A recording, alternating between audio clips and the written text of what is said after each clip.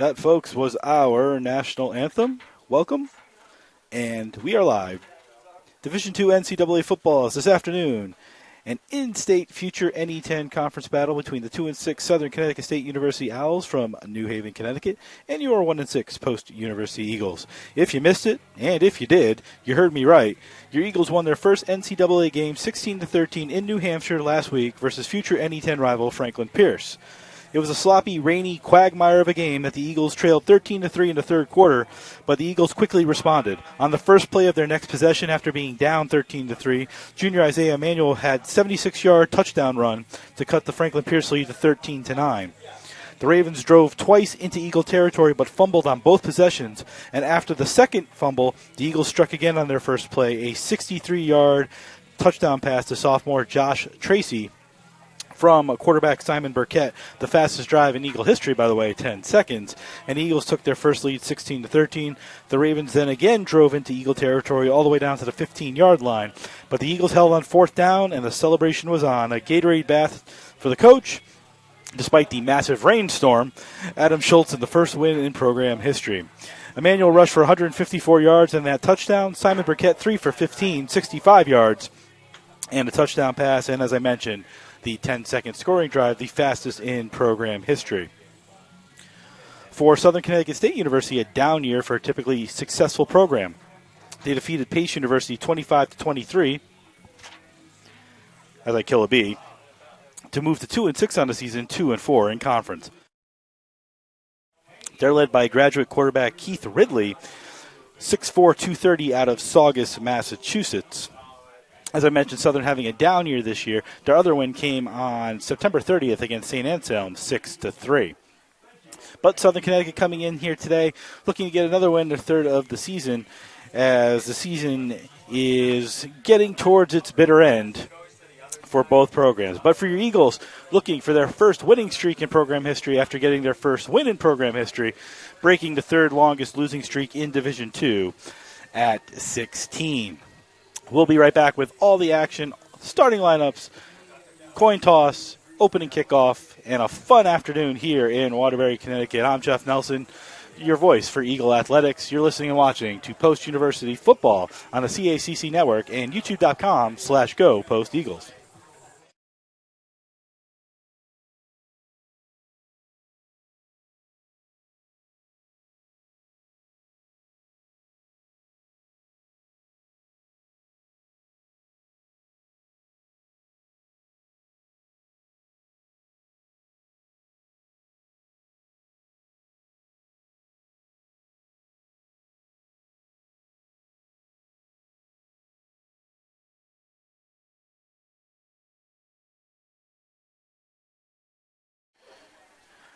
Welcome back at the CACC Network and YouTube.com/Go Post Eagles. I'm Jeff Nelson.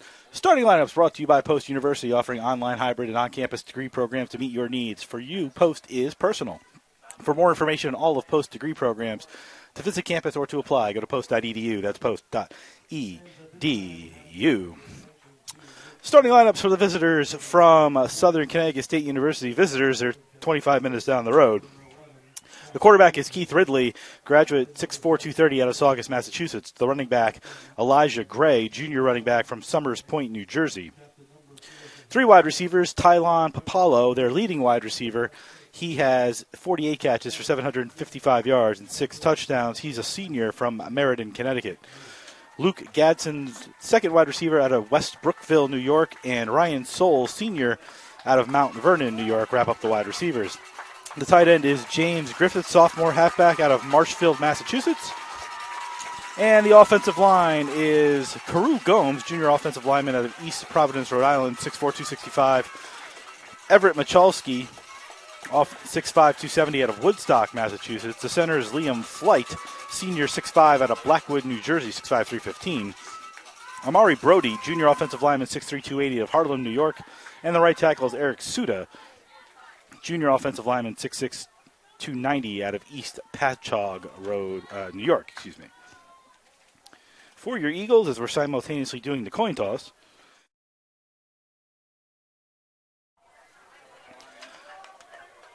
for your Eagles, your offense is led by quarterback Simon Burkett, graduate 6'3", 190 out of Spokane, Washington. The running back is Isaiah Emanuel, who had 154 yards and a touchdown last week. Junior running back out of East Providence, Rhode Island.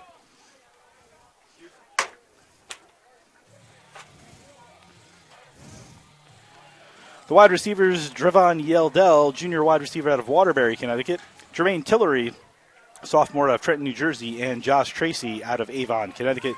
Tight end is Ethan Brown, 6'3", 235 out of Philadelphia, Pennsylvania. The offensive line, Reese Hadika, 6'5", 250 out of Fairhaven, Vermont. Plays left tackle. Colin Owens, freshman, 6'6", 290 out of Watertown, Massachusetts, is your left guard. Nick Moose, senior captain, 6 foot 260 out of Milford, New Jersey. Trey Pinkney is your right guard, junior 6'5" out of Rahway, New Jersey. And Colby Lawrence Rice, sophomore 6'5" out of Lawrence, Massachusetts, is your right guard. The head coaches for Southern Connecticut is Tom Godek for your Eagles. And Tom Godek, by the way, in his 10th season. For your Eagles in his second season, Adam Schultz, who got his first career win last week.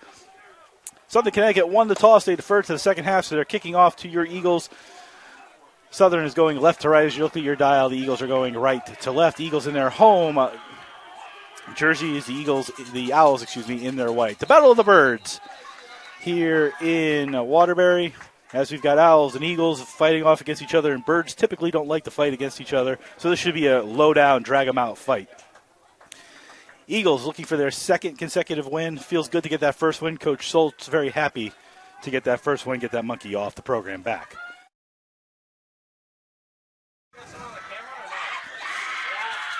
The kicker is 94, Olin Lopez, and off we go here in Waterbury this afternoon. We thank you for joining us. Kickoff taken at the goal line to the 15, 20, 25, trying to get to the 30 before he's dragged down, and that was Makai Brown, the sophomore out of Trenton, New Jersey, who took the ball on the goal line and returned it for 30 yards off the kick from Orlin Lopez, freshman from New Haven, Connecticut.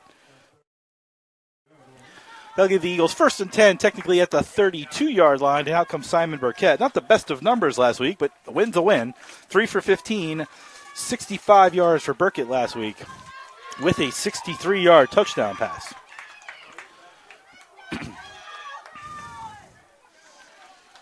First and 10 for the Eagles as we start the game here. Emmanuel in the backfield takes the handoff on the first play, and he gets swallowed whole by 3 or 4 Owls, led by number 8, Joe DiGello, the junior out of Orange, Connecticut, among a massive amount of Owls. 2nd and 10 as Emmanuel managed to get back to the line of scrimmage for the Eagles.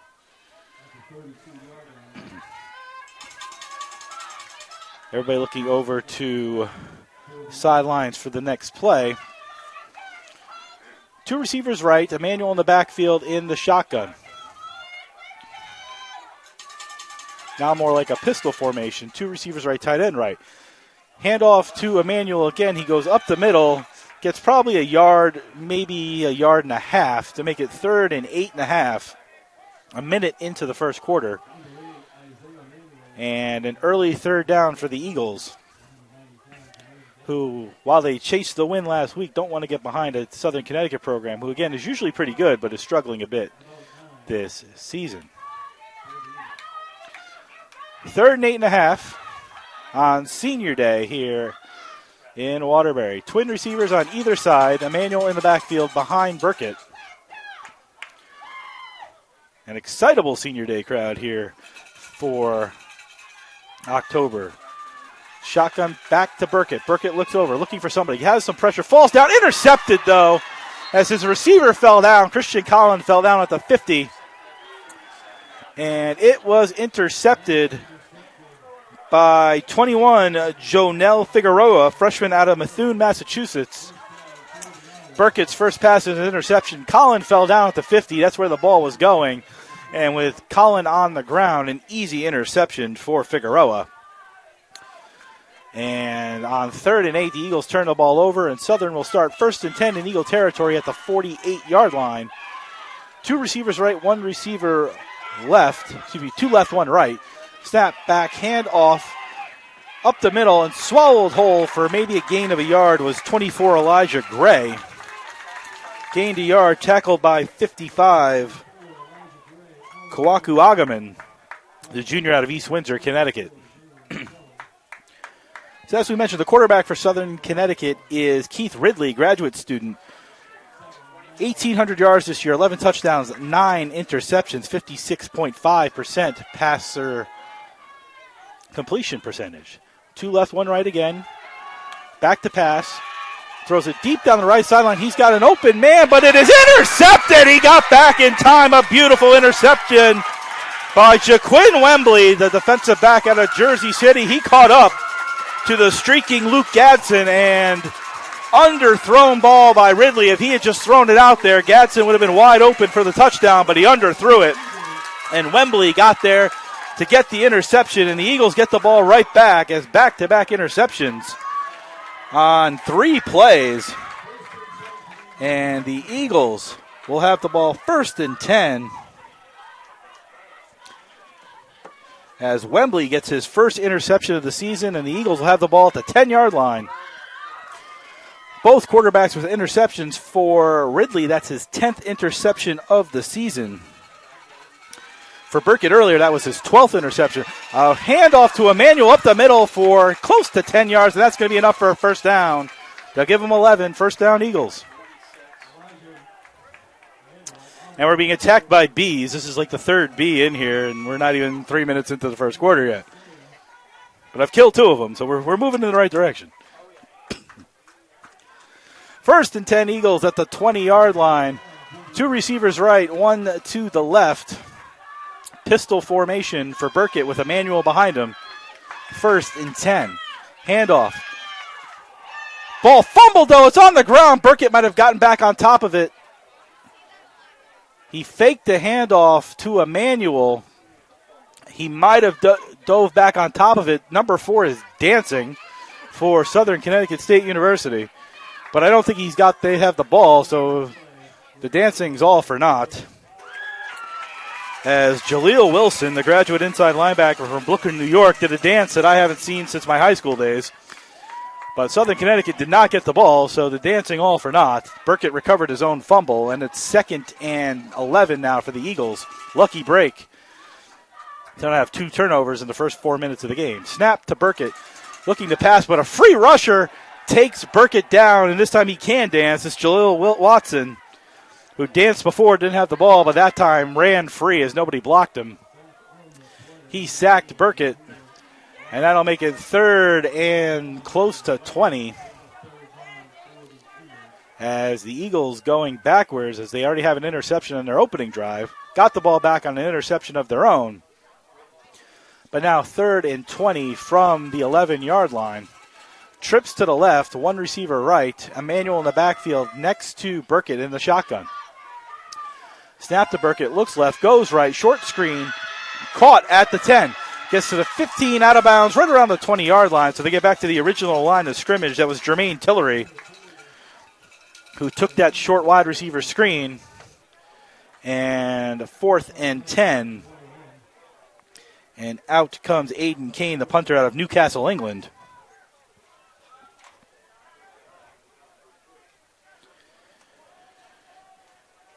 To punt, standing on his 5-yard line. Back to receive the punt is Tylon Popolo, their leading receiver, the senior out of Meriden, Connecticut. Snap back to Kane with time. Good punt, kind of on a line drive, but caught by Popolo at the 35-yard line. He gets a block, gets to the 40, makes a move. He's at the 45, 50, 45, then tackled from behind nicely by number 89, Jalen Russell.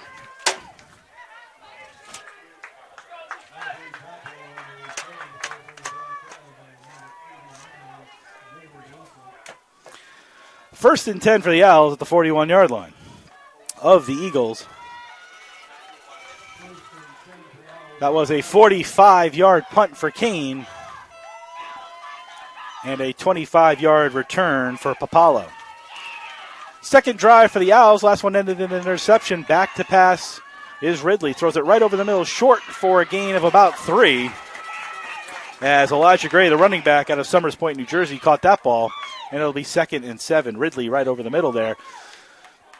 His first completion after the interception. They'll give him 4, so 2nd and 6 at the 37-yard line. The Eagle mascot in attendance today, first time this season for a nice long crowd here. Good sign for the Eagles. Mascot in attendance. Fakes the handoff, throws it over here, caught at the 40. 3 yards after that catch, that is Tylon Papalo. That is correct, Tylon Papalo. Sorry, they have 2 number 3s on this team. Senior wide receiver out of Meriden, Connecticut. He caught that ball. It's 3rd and 2 from the 33-yard line. Tackle by 55, Kwaku Agaman.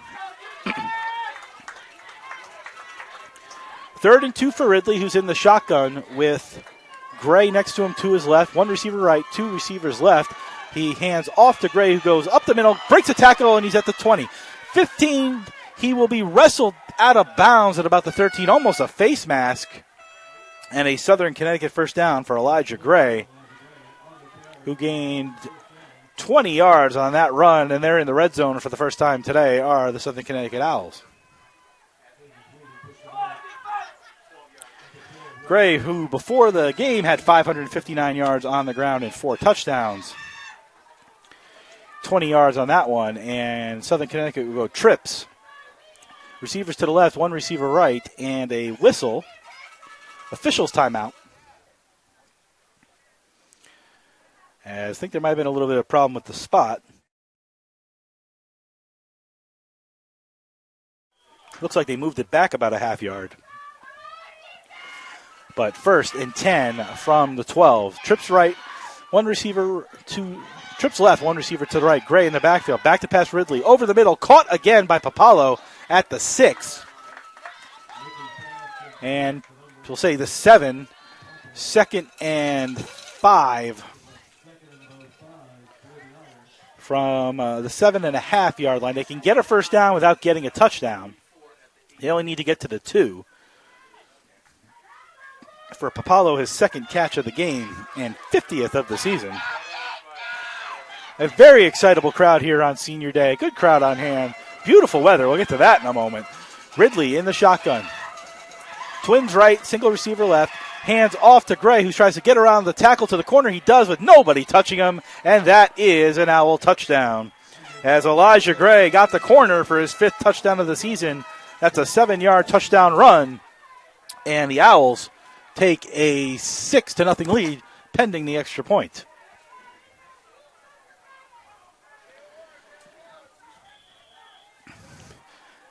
Owls, Eagles, and Bees. As in the broadcast center, we're playing against the Bees up here. Snap high, spot kick is up, and it hits the post. No good. On the extra point attempt by Andreas Pacciarelli, who got the ball down, and Lopez kicked it into the near side goalpost. So, with 8:16 to go in the first quarter, 6-0 Owls on the missed extra point. Trying to see what their extra point numbers are. I don't have that listed on their numbers, so I couldn't tell you what he is on his extra points. But Lopez missed that one, so the Eagles trail by 6. An interception on their first possession, a 4-and-out on their second possession. And they had the punt. Southern Connecticut with good field position. They get the rushing touchdown to make it 6-0. So the Eagles will start again. Christian Collin back as well as Makai Brown. Lopez the kick, the freshman from New Haven, Connecticut. Approaches the ball at the 35. He kicks it up in the air. A lower line drive taken at the 5 by Brown. He's at the 10-15. He tries to get around the corner and got taken down. Taken down by 16, Thomas Drybolts. Quentin Asaidu. Again, 2 number 16s on the roster. And that'll be 1st and 10 for the Eagles at the 23-yard line. Excuse me, the return man was Josh Tracy, pardon me, not, that was 19, not 14. 1st and 10 at the 23-yard line. Receivers on either side, running backs on either side of Burkett. He hands it off to Emmanuel, tries to go up the middle, and maybe lost 2 yards. Heavy tackle there by 4, Jaleel Watson, our dancing man, the graduate from Brooklyn, New York, dancing a little bit more this time, as he's got a sack and a tackle for loss. 2nd and 12 for the Eagles, who, with the exception of really one play, have gone backwards here in the first quarter. One receiver near side right, 2 on the far side left. They'll have 2 running backs in the backfield on either side of him. Will Burkett. Snap to Burkett. Looks over. Free rusher coming. He gets the pass off, and it's caught and wrestled down at the 30 after a gain of about 8 is Dre Yeldell, the junior out of Waterbury, Connecticut. It at least gives the Eagles a manageable 3rd down. It's 3rd and 3 from the 30, just over the 30-yard line. They need the 33 for a 1st down. Their first 3rd and manageable today.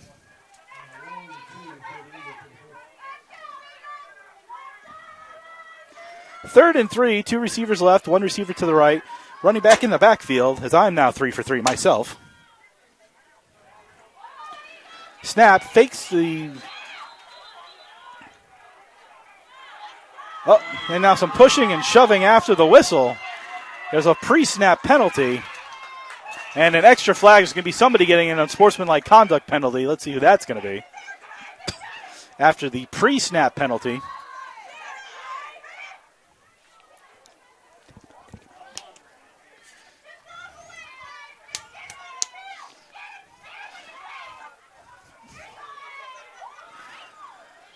Let's see what the penalties are going to be. First, what the pre-snap penalty was, and then what the extracurricular activities will lead to.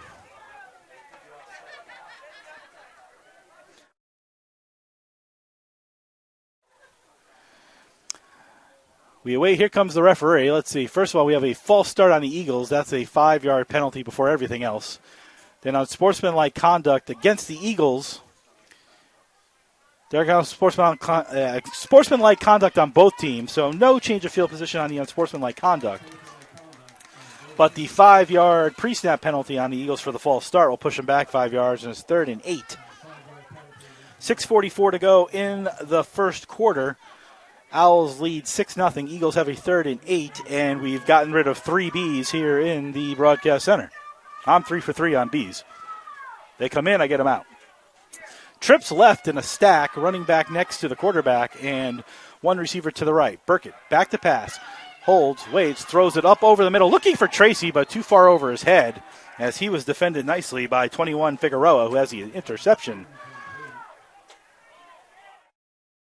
for the Owls here in the first quarter, and the Eagles will punt as it's 4th down. Kane's first punt was a good one, 49 yards, but it was returned for 25 yards, so a net 24 by Tylon Papalo. Kane standing on his own 10.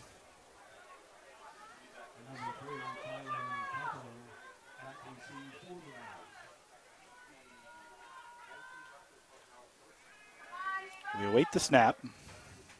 There it is. Caught by Kane with time. Gets the ball higher and shorter this time. Papalo waits for the fair catch. And it will bounce at the 40 and land right around the 37-yard line. So a 40-yard punt for Kane, who's averaging over 46 yards a punt and was one of the unsung heroes of the win last week. He really changed field position, particularly in the fourth quarter. The Eagles had the ball on their own 5. He had a 50-yard punt to get them out of their own way, and that led to the fumble, which led to the touchdown pass and led to the win. 2 receivers right, 1 to the left. On the 3rd possession for the Owls, they hand off to Gray, who just scored the touchdown. He looks over the middle before he's taken down after a gain of 3. Led by number 12, And 28, Mac Anisthal, the sophomore out of Malden, Massachusetts, makes that tackle.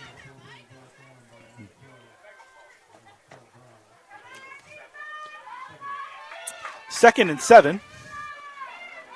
Same setup, 2 receivers right, 1 to the left. Gray next to Ridley. Handoff again to Gray, who's got a big hole this time. He's up to the 50, 45-40, he's got a blocker. 30, 25-20, 15-10, tries to get around, and he is out of bounds at the 6-yard line after a long run of 54 yards to take the Owls to the 6. He had a big hole and a blocker. If he had gone right instead of left, he'd still be running. Probably all the way back to Southern with the hole he had. But that's first and goal again for the, well, actually the first and goal of the game for the Owls at the 6. 2 right, 1 left. Gray next to Ridley. Hands off to Gray again. Avoids a tackle in the backfield, but then is brought down by 55, Kawaku Agaman, for no gain, and that'll bring up second and goal. 6-0 Owls. 5 minutes to go in the first quarter, a quarter dominated by the Owls. And has been spent most of the first quarter in Eagle territory, both offensively and defensively. Second and goal. Gray next to Ridley. 1 receiver left, 2 to the right. Snap to Ridley, who fakes the handoff, looks over the middle, fakes it, throws, caught at the goal line, touchdown, Owls. As Ridley will get his 12th touchdown pass of the year, this time to number 6, Ryan Sewells. For Sewells, his second touchdown of the season, his 19th reception. And the Owls get their second touchdown of the quarter, and they lead 12-0. Extra point attempt to come again from Orlin Lopez. Missed the last one. This time a low spot up in the air, and this time he gets it through. It's good. It was a low spot, almost blocked. But a better job this time by Andreas Piccarelli to get the ball in a position for Lopez to kick it, and he gets it through. And the Eagles, with 4:28 remaining in the first quarter, trail the Owls 13-0. Eagle fans, fall sports are underway, and soon fall will give way to winter, and probably tomorrow. What better way to support your Eagles than with university clothing or branded items? If you want to represent your Eagle fandom in the nest, on campus, around the neighborhood, at home, or on the road, go to posteagles.com, click on the fans section on the right-hand side, then click on School Store to grab anything and everything Post Eagles. You can also visit the campus store in the Lever Student Center on campus. They are open Monday to Thursday, 9 a.m. to 4 p.m. Third kickoff of the game for Lopez. Tracy and Colin back to get the kick as the Eagles will get their 4th possession of the game. Low line drive kick that Tracy will take on one bounce at the 10. He's at the 15-20, veers to the near side, gets to the 25, taken down at the 28. On a nice tackle by Julian Morello, sophomore linebacker out of Newington, Connecticut. He brought down Tracy after an 18-yard return. Eagles 1st and 10 for the 4th time, actually their best field position of the game, starting at the 27-yard line.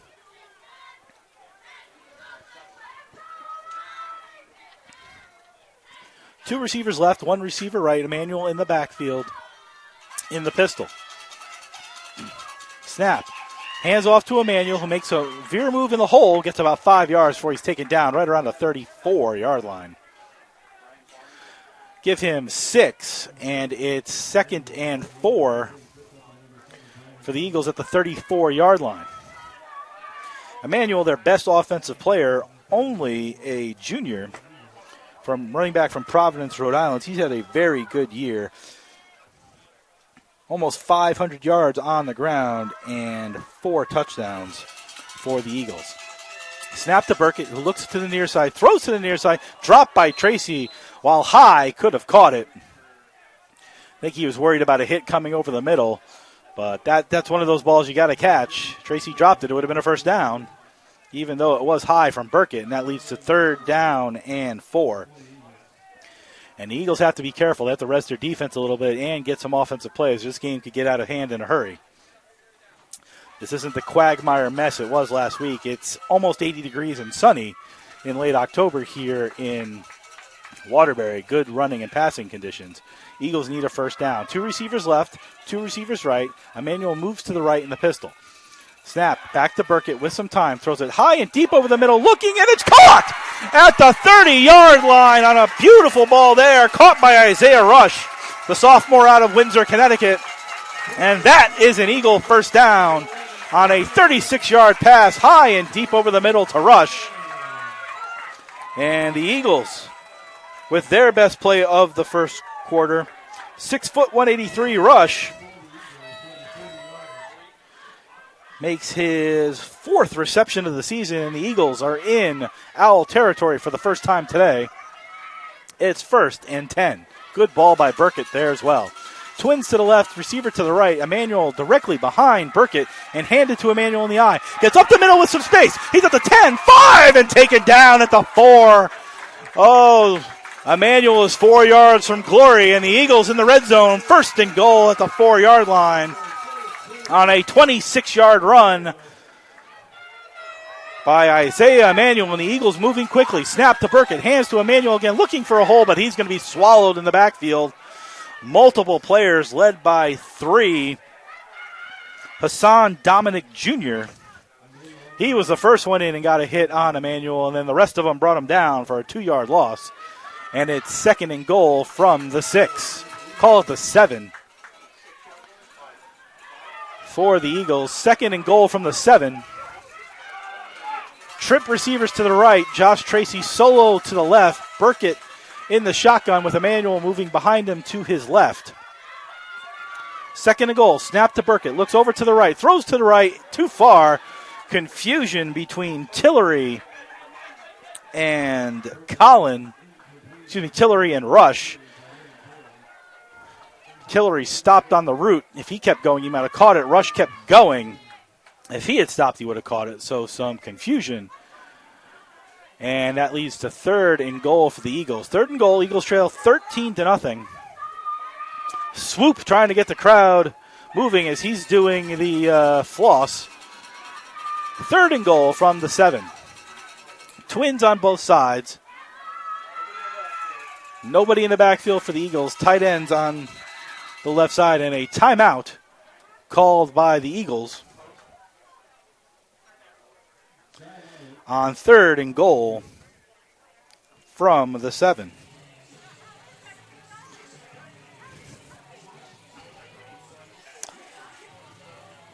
I think the Bees have gotten notice. That one didn't want to mess with us, as I'm 3 for 3 on Bees. Oh, no, he's back. 3rd and goal, Eagle timeout with 2:28 to go in the first quarter, and a play sheet just went flying from the upper deck. Hopefully that wasn't needed. Dealing with all sorts of fun stuff going on around here. One of the play sheets from the coordinators up on top of us just went flying into the crowd. We did get that back. And to the coordinators. 3rd down and goal from the 8. Twins to either side. Empty backfield for Burkett. Receiver in motion. Fakes the handoff. Rolls to the right. Has a defender on him. Keeps rolling to the right. Burkett looking for anybody. Stops at the 20. Throws behind himself. Dangerously in the middle of the field. Tracy couldn't get there, but dangerous ball. There is a flag in the end zone. This could be defensive pass interference or holding. Let's see what the flag is. Flag on the far side of the end zone. Typically, this is in the area of pass interference or defensive holding. Let's see which it is. It's holding on the defense, so that's an automatic Eagle first down. Break for the Eagles there. Dangerous pass by Burkett, but he held it on long enough to generate the defensive holding, and that'll give the Eagles a 1st and goal on a half the distance to the goal line penalty. Should be at the 4-yard line. So the Eagle drive stays alive. And Swoop is very excited. First time I've seen Swoop at a football game this year. Good to see him. We even have the cheerleaders in attendance today. First and goal at the 4 as the Bees are regrouping. One receiver left, one receiver right, 2 tight ends. Right now as Domenico Monacon is in there, sort of at the tight end position on the left-hand side. And there's my 4 for 4. First and goal from the 4. Snap to Burkett. Hands off to Emmanuel, who goes left and tries to go up the middle. He drives toward the goal line. It's taken down at the 2 for a gain of 2. Second and goal from the 2. Let's see if the Eagles play big boy football and just give it to Emmanuel and pound it into the end zone, or if they try something else. Haven't done the jet sweep yet. They faked it a couple times, but haven't gotten the jet sweep. Haven't actually run the play. Same formation as before. Twin tight ends, receivers on either side, and Emmanuel in the backfield. Burkett, back to pass. Throws to the left. Caught by Tracy. That's a touchdown, Eagles, on the far side of the end zone as he fought off the defensive back. Winston Ware to third, and Tracy catches the ball for a 2-yard touchdown. The Eagles are on the board and into the nest for the first time today. Touchdown Eagles for Burkett, his 6th touchdown pass of the season. And for Tracy, his team-leading 5th touchdown catch of the season, his 22nd reception. Back to kick is Aiden Kane for the extra point. Eagles on the board, trailing 13-6.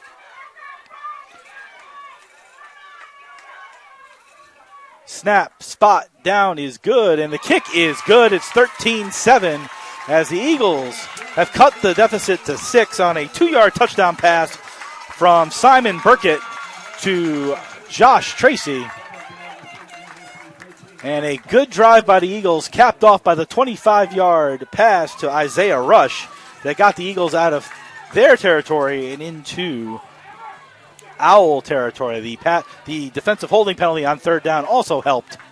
But the Eagles are on the board into the nest. It's 13-7.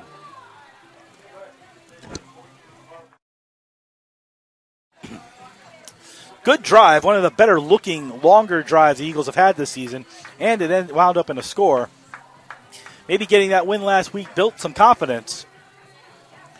After the first 3 possessions didn't really go anywhere, a solid 4th possession, and the Eagles will kick off. Back to receive 5 different Owls, but primarily number 5, Tariq Hetmeyer, and number 33, Kieran Falzon. Although there are 5 players all within 5 yards of each other. High kick will be caught at the 10 and then out of bounds. He was inbounds and then stepped out of bounds. All Falzon had to do was put his foot over the line and catch the ball. It would have been a penalty, and they could have had the ball at the 40. Instead, he caught it in bounds like a wide receiver and then stepped out of bounds. So a nice kick by Kane. Bad decision by the Owls. Bad decision by Falzon, and that will set the Owls up deep in the Eagle territory. The Owls up deep in their own territory. It's 1st and 10 from the 9. Falzon, the running back this time, on 1st and 10. Twin receivers right, 1 to the left. Snap, hands off to Falzon, looking to atone. He gets about 3 yards before he's taken down at the 12 and a half. That should make it 2nd and 7 with just over a minute to go in the first quarter. 2nd and 7.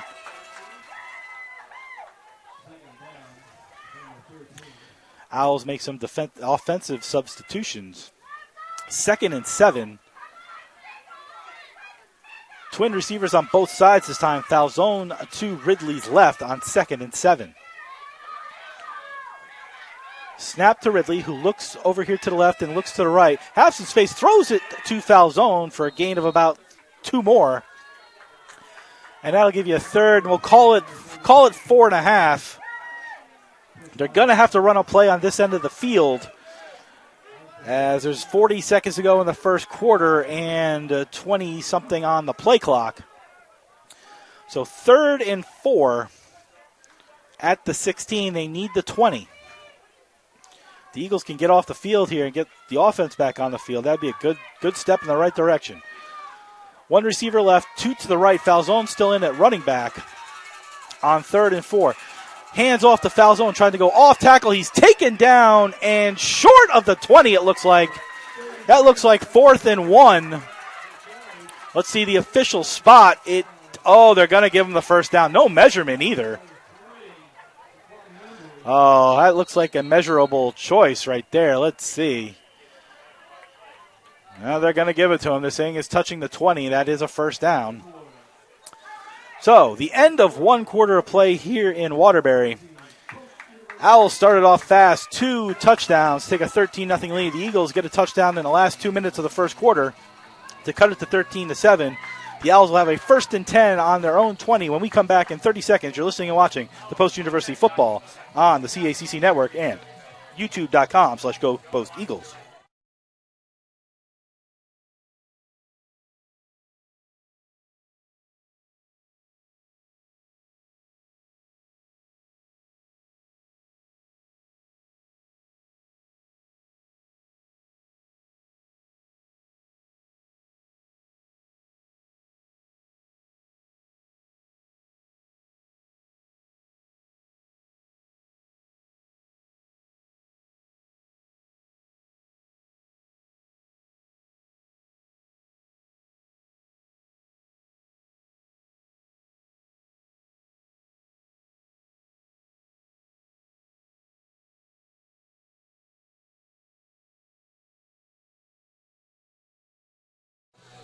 Welcome back. Start of the second quarter. I'm Jeff Nelson.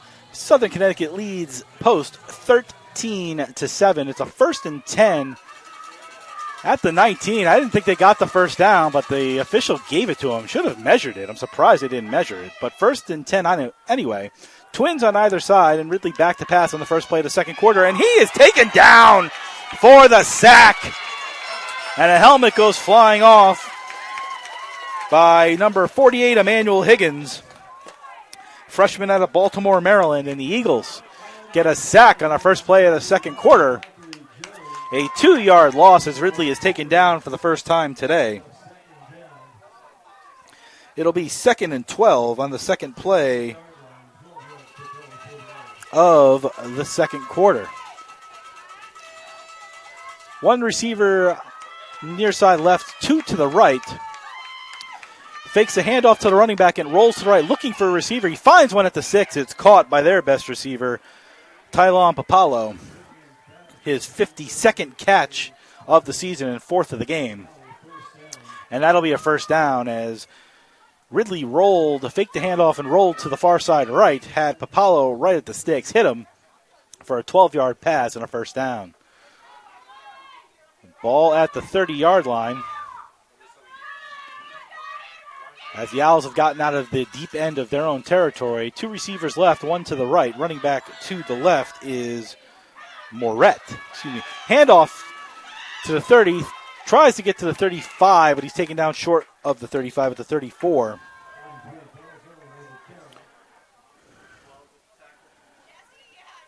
And that was number 33, Kieran Falzone, freshman out of Hazlet, New Jersey. He gained 4 yards on that one. It's 2nd and 6 for for the Owls at the 34. Same formation, 1 on the right, 2 on the left. Falzone, the running back. Hands off to Falzone, tries to go off tackle. He gains 3. It's going to be 3rd and probably 2.5. And I wonder if Elijah Gray got hurt. He hasn't been on the play since the last Owl touchdown. It's all been Falzone. I don't see him anywhere in particular on the sideline, whether he's getting treatment or not, but Gray hasn't been in the last 2 series. It's been up to Falzone. 3rd and 2.5. 1 receiver right, 2 to the left. Hand off to Falzone. Tries to go up the middle. He will touch the 30. That should be enough. 40, excuse me. That's just enough for a first down. He's got to touch the 40, and he did. 3-yard gain, and that's a first down for the Owls as Falzone has 25 attempts on the season before today. He's got 5 or 6 in this game. Sean Martin is listed as the backup running back. He has not been in the game either. It's been Falzone. Twin receivers on both sides. Falzone still next to Ridley. Ball at the 41. Snap to Ridley, who looks right, throws right, caught at the 47-yard line by number 5. Tariq Hetmeyer, sophomore out of New Britain, Connecticut. Hard-hitting New Britain, Connecticut. Former home of the Rockcats and the Red Sox. Second and call it 4. On the 6-yard completion, pitch and catch from Ridley to Hetmeyer. One receiver far side left. Now another receiver comes over here. Twins on both sides. Falzone in the backfield to Ridley's right. Snap to Ridley, who looks far side. Now scans the field, looks near side, gets pressured by Krivka, throws it over the middle and caught. That's a first down. Caught at the 45. He gets down to the Eagle 40. That's Luke Gadsden, the junior out of West Brookville, New York. I got to admit, I don't know where West Brookville, New York is. Maybe it's upstate somewhere. If it's on Long Island, I'd be shocked. But first down. Ball will be spotted at the 41 in Eagle territory as a nice drive being put together by the Owls. This started at their own 9. Officials timeout as the line judge and referee needed to talk to each other, probably figuring out where dinner plans are tonight. Receivers on either side, bunch formation, hand off to Falzone, who goes up the middle for about 4. And gang tackled by about 14 different Eagles. Led by 22 Amir Johnson. Ivory Parker in there as well, but a boatload of Eagles in there on the, call it 4-yard gain. Call it 5. Second and 5 for the Owls. Same bunch formation, single receivers on either side, and Falzone next to Ridley. Hand off to Ridley again. He goes off tackle on the right side. He's got a big hole. 20, 15, 10. He's dragged down at the 10.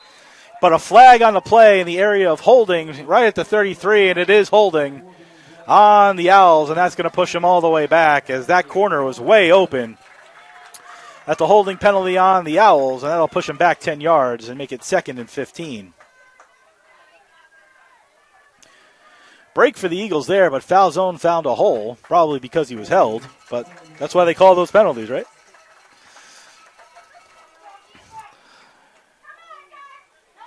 Good news here in the broadcast booth, and I'm crossing my fingers as we seem to outlast the Bees. I'm 4 for 4 on the Bees, and we seem to have taken them down here in the broadcast booth.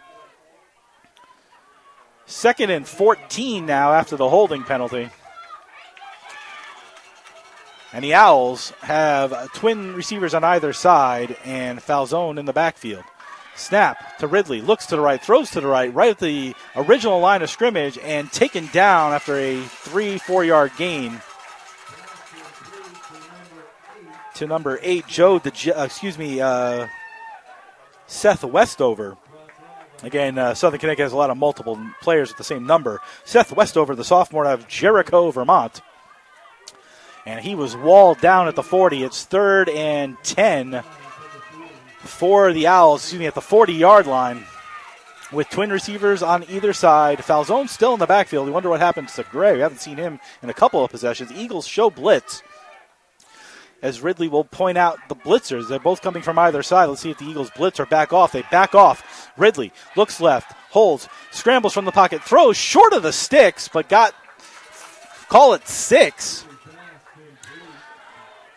At this level, you're almost surely going to go for it on 4th down. The ball's at the 35-yard line. Too far, typically, for a kicker. Their kicker is only 1 for 4 on the season, Orton Lopez, from field goal range. And his one kick is from under 20.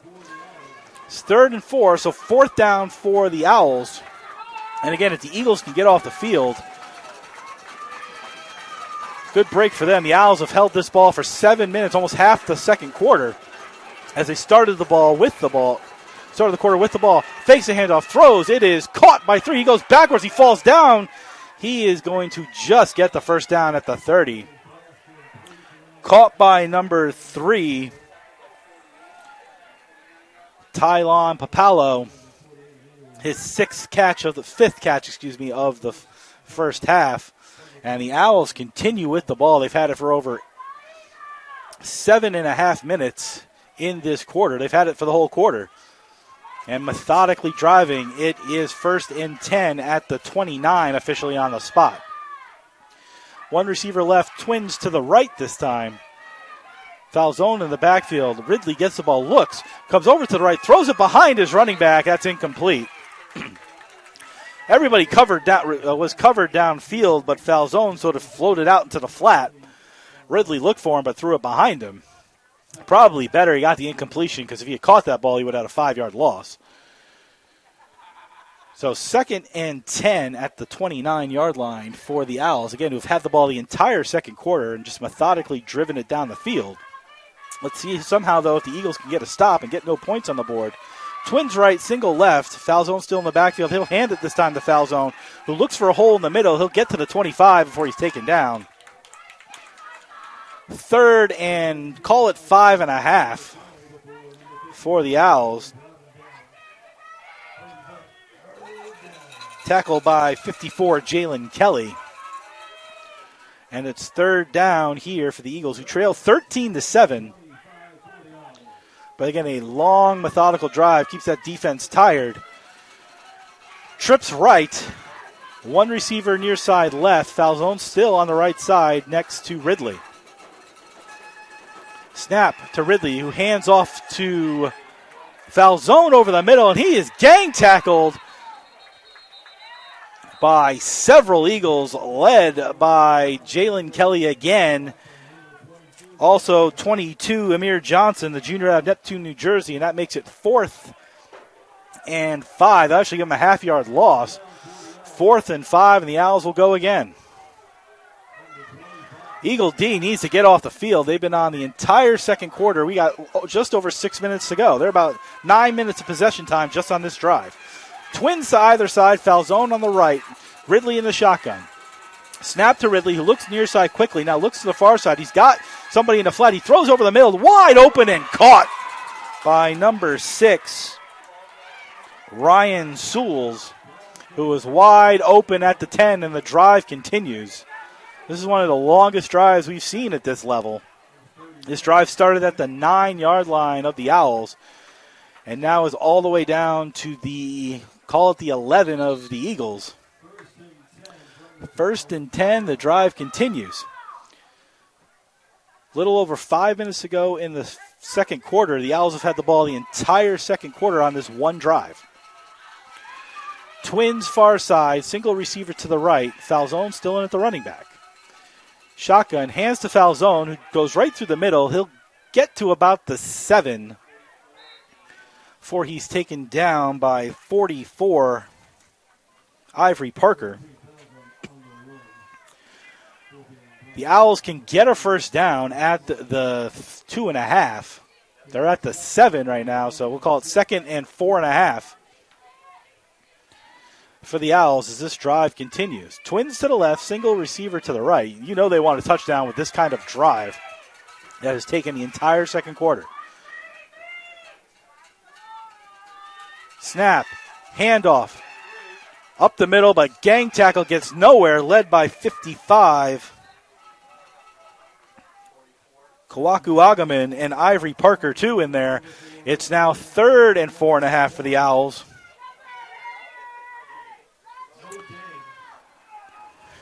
And you got to think this is 4-down territory. The Owls haven't driven the entire second quarter, 11 minutes of playing time, to come away with a field goal attempt. But that's where we are, 3rd and 4, call it 3, at the 6.5. Trips really close to the formation on the left. Single receiver right. High snap taken by Ridley. Looks to the left. Nobody there. Throws it over the middle, but caught as one of those receivers went in and out. And it was caught for the touchdown, a ridiculously long drive that Ryan Sewells caps off with a 6-yard touchdown completion from Keith Ridley, his 13th touchdown pass of the season for Sewells, his second touchdown today. Looks like they're going to go for 2, and they are going to go for 2. Leading 19-7. Owls are going to go for 2. Timeout Owls, as I don't think they like the formation or the setup.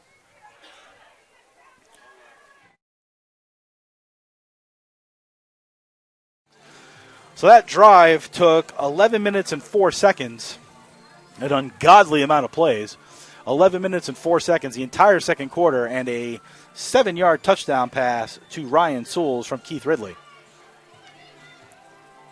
Owls lead 19-7, but still 4 minutes to go in the second quarter, which is going to give the Eagles time offensively. And if they can have a drive, get some points before the end of the first half, even though they don't get the ball for the second half, it's a start in the right direction. Only trailing 19-7 right now.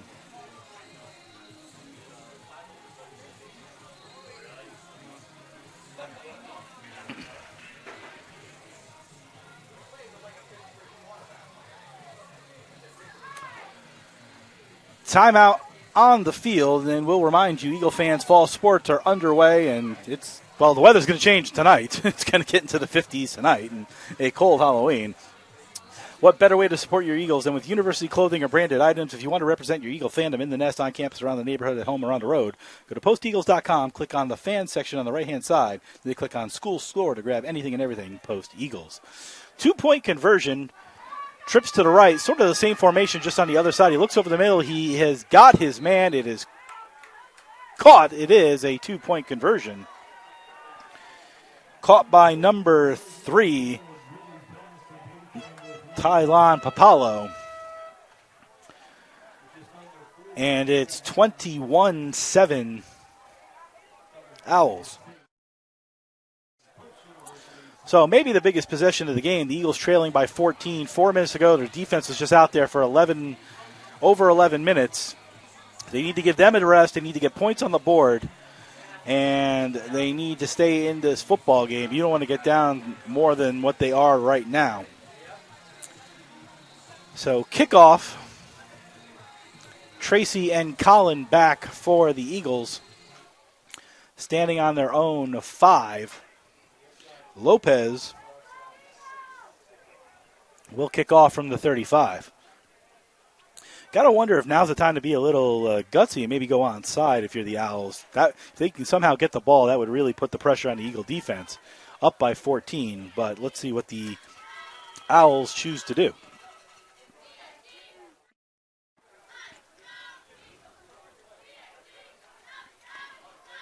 Eagles should be prepared for anything at this point.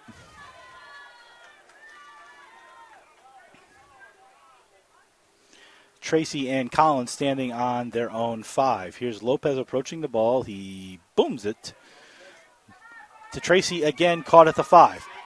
He's at the 10, 15, 20, 25. And if he had gotten through that tackle by number 40, Tariq Hollingsworth, he might have been gone as the hole had totally opened for him.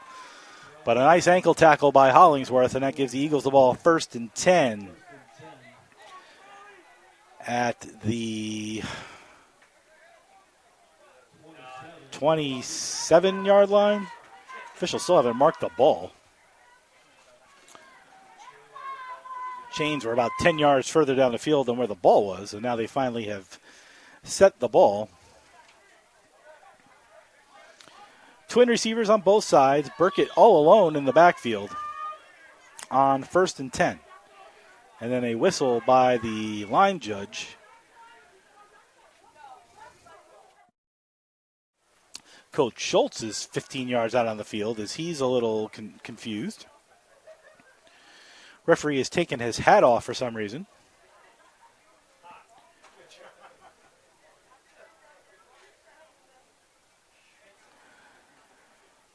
Yeah, whatever it is, everything stays the same, and we're back to Twins on both sides. 1st and 10. Snap to Burkett, who looks near side, throws near side, bobbled and caught, and it's actually a break for the Eagles that it got bobbled, then caught, as out to the first down is Jermaine Tillery. If he had caught it right when the ball got to him, he would have been tackled for a 2-yard gain. Because he bobbled it, all the defenders ran by him, and he ended up with a first down. So the rare bobble break as Tillery ended up with the ball, and enough for a Eagle first down.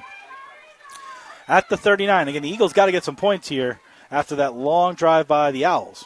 One receiver, far side left, 2 to the right. Emmanuel back in as running back. Handoff to Emmanuel. Burkett tried to make it look like a fake, but Emmanuel taken down probably for about a 1-yard loss. Maybe got back to the line of scrimmage.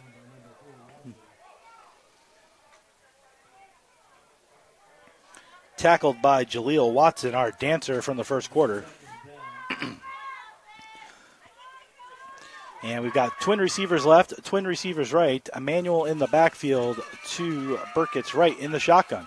Snap.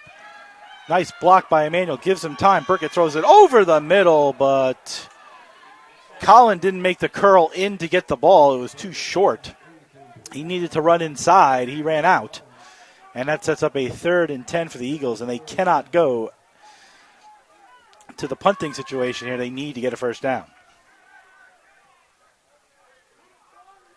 Under 3 minutes to go in the second quarter. 21-7 Southern Connecticut.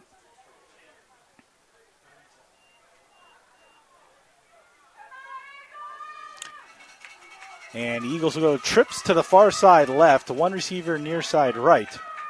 Emmanuel in the backfield. At the moment, standing right next to Burkett. Snap, back to Burkett. Another nice block by Emmanuel. Steps up into the pocket, this Burkett running, looking to try to get to the first down. He's at the 45. He'll go out of bounds around the 46-yard line. That's going to put him 3 yards short. They'll actually mark it at the 47. That'll put him 2 yards short. And now an interesting decision for Coach Schultz. Is he going to punt or is he going to go? Let's see. He brings out the punting unit on 4th and 2. That's a tough decision right there, but the Eagles are going to punt. Or at least set up for the punt. We'll see what happens. Owls putting everybody up on the line, so they're looking for something as well. As the clock runs down, under 2 minutes to go in the first half, 4th and 2. They do snap at the Kane. Kane holds, waits, and punts. A good punt all the way down to the 10-yard line, caught by Papalo. And the Owls have 1st and 10 from their own 10 with 1:43 to go in the first half. Tough decision. The Owls get the ball for the second half as well, so we'll see how aggressive the Owls are going to be. Maybe run the ball, see if they can get some yardage on it, and then make another decision.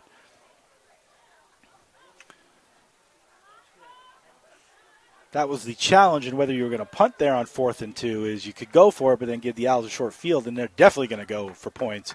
Or punt it deep, which they did, and see if the Owls are going to put pressure on them. 1st and 10 from their own 10. Twin receivers right, one to the left in the shotgun. They hand the ball off to 25, who gets the corner. He's up to the 20 before taking out of bounds. That's going to be enough for a first down, and that is John Manning, sophomore running back out of Newington, Connecticut. There is a flag. That's a Manning's 11th touch of the season. He only had 10 touches for 26 yards. Let's see if this is a hold, though, on the Owls, and it is, so all for naught. So no touch for Manning. Again, we haven't seen Elijah Gray since the second score of the game for the Owls. He was having a strong first quarter. But that pushes the Owls back to 1st and 15, and now to see if the Eagles want to use some timeouts or what the idea is going to be. Here, snap. Ridley hands off to a Manning. A Manning goes up the middle again. He is taken down at the 15. 2nd and 5. Let's see if the Eagles do anything. They're not going to call timeout. They're going to let the clock tick down. And again, let's see how aggressive the Owls are going to be. It's 2nd and 5. from the 15. They're going to get the ball to start the third quarter. You wouldn't be surprised if they sit on it. But they fake the handoff. Ridley over the middle, behind, and almost picked off as he threw it behind Papalo. And Noriano Smith was there, the freshman from East Brunswick, New Jersey. So a weird set of play calls. Deep in your own territory, 2nd and 5, you throw an incomplete pass instead of trying to run for the first down. When the clock is ticking down, you could have waited another 20 seconds before you snap the ball. But now the Eagles have an opportunity to get the ball back in decent field position if they can get a stop here. 2 receivers right, 1 to the left. Handoff to a Manning who goes up the middle, get the first down, all for naught anyway, before he's tackled by 28. Mac Anthethal from Malden, Massachusetts, the sophomore. And that's a first down with 54 seconds remaining in the first half. Owls not moving at any kind of great pace, but Ridley is back to pass. Ridley looks to the far side, throws to the far side, throws it high and dangerous. It's enough for a first down. Caught by Divine Edwards, sophomore out of West Hartford, Connecticut. That's a first down, 37 seconds remaining in the first half. Still a long way to go for decent field position or any kind of field goal attempt. So Twins left, 1 right. Snap high, but caught by Ridley. Ridley looks down the middle of the field. He steps up, tries to avoid the sack. He'll get a couple yards and then slides down at the 40 for a gain of 2. He got hit by Michael Gabetti.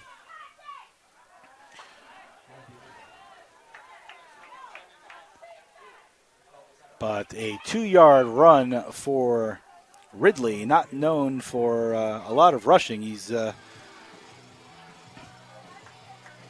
minus 49 yards on the season, so he just gained 2 yards back. Timeout Owls with 29.1 seconds remaining. Again, a weird set of play calls by Southern Connecticut. You would have thought they might just sit on it. Still some time, but they're not exactly moving 20 yards at a clip.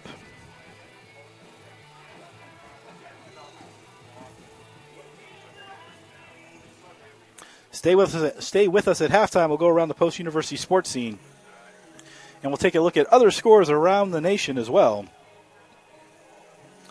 here on the CACC Network and youtube.com/GoPostEagles. Eagles' next game is on the road at AIC a week from today at 12 o'clock. They'll wrap up the season in 3 weeks on the road at Division I AA Wagner. That game will start at noon. 2nd and 8 from the 40.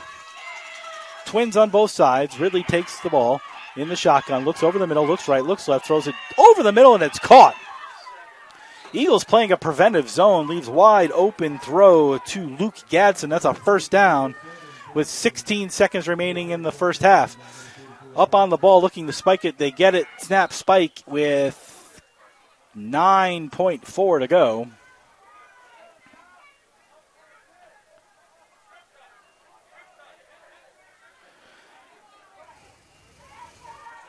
Coach Godek talking to the referee. I don't think he's happy with the clock because it's supposed to stop on a first down, and I don't think it did. And there was probably another second or two that ran off the clock when the timeout was called. 10 seconds even on the clock. They've adjusted the clock.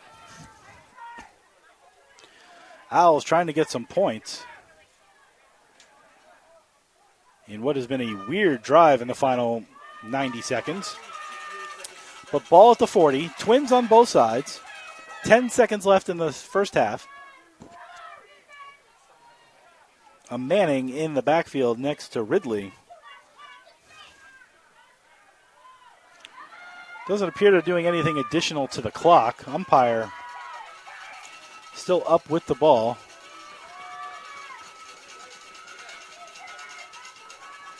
Referee now going back over to Coach Godek.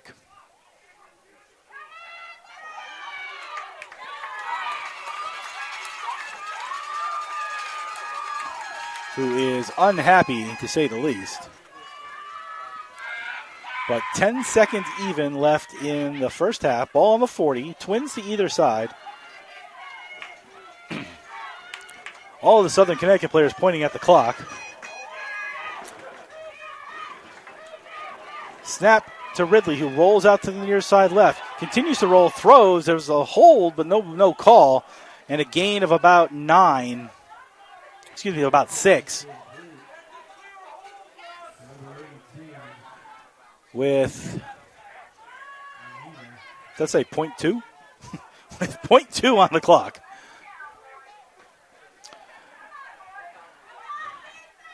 Third down, last play of the first half, barring a penalty. Trips to the right, too far for a field goal, so they're going to throw a 32-yard Hail Mary. As Ridley gets the ball in the shotgun, has time, flag for the false start, and one of the coaches over there is losing his mind as his hat and his board go flying.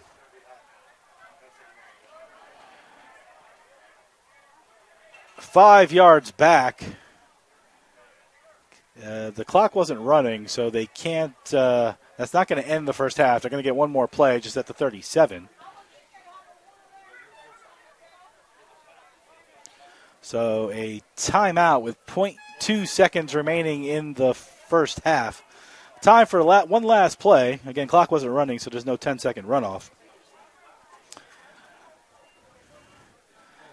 As the Owls lead 21-7 and have had the ball for 13 minutes in this second quarter. A dominant drive to start the quarter. Took over 11 minutes and ended on a Ryan Sewell's touchdown catch. Eagles want to get off the field, only trailing 21-7. As this will undoubtedly be a Hail Mary from the 37-yard line. And the Eagles want to be wise. We'll see if there's any kind of trick play, too. See if there's something you can come up with here at 37.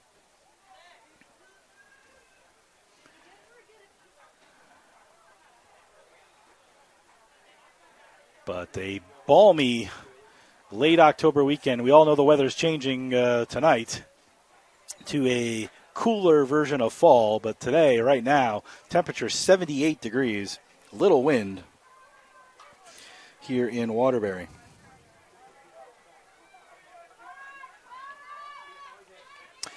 Trips to the far side right, single receiver to the left. Manning the running back next to Ridley on this third down final play of the first half. Snap, Ridley with time, holds, waits, throws it up to the right side of the end zone. It is, I think that was caught. Let's see. It was caught by Papalo. Touchdown Owls.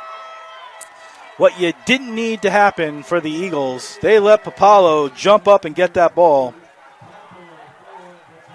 All 5-10 of them somehow out-jumped the defensive backs for the touchdown, and that's a devastating end to the first half for the Eagles. The Owls not only get the touchdown, but they get the ball to start the second half, and that is not the way you wanted the half to end. They could have gotten down by 14. Instead, they're going to be down at least 20 as Lopez is back for the kick. Snap, spot, kick, up, and good. And the Eagles, on a 37-yard Hail Mary, trail the Owls 28-7 at halftime here in Waterbury. We'll be back with our halftime look around post-university sports scene, and it's a busy one as fall sports and winter sports are intersecting with each other. Just in 2 minutes, you're listening and watching the post-university football on the on the CACC network and youtube.com/GoPostEagles.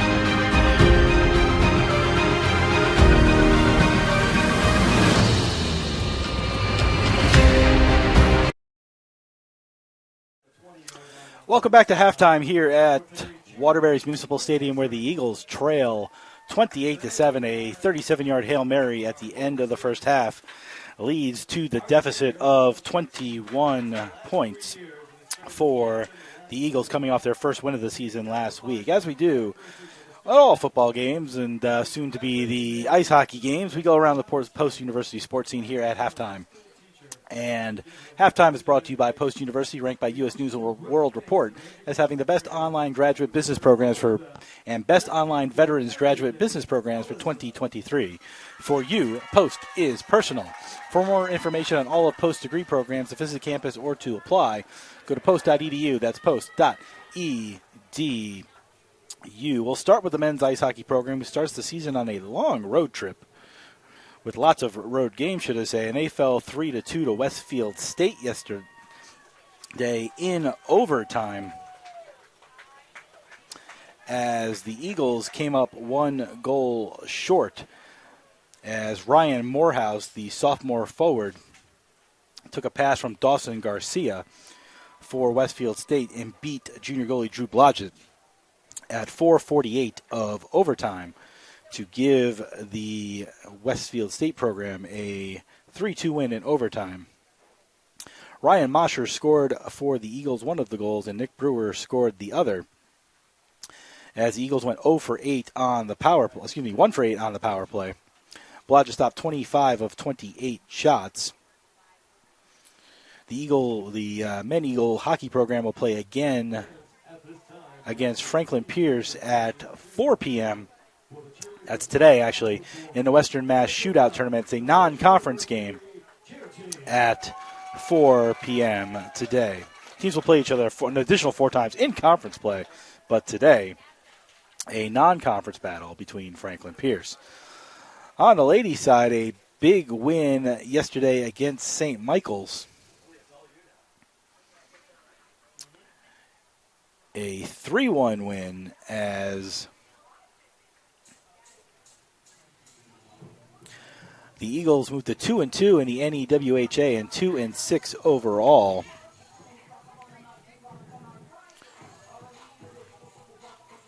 Glace Glassrud stopped 14 shots in the opening period for the Eagles, and 27 overall. She stopped 27 of 28, actually, for the Eagles.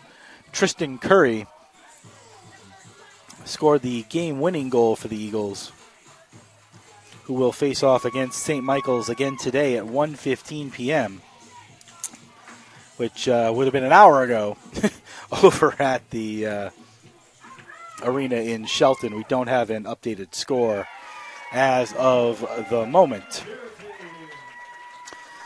Elsewhere around the post-university sports scene, the men's soccer team are ranked number 9 in the United Soccer Coaches Poll in Division II. Men's soccer team coming off a 0-0 tie against Goldie Beacom a week ago today. A game that they outshot Goldie Beacom 24-0, hit 5 posts, and had 9 shots on goal. The Eagles still have a couple of games remaining.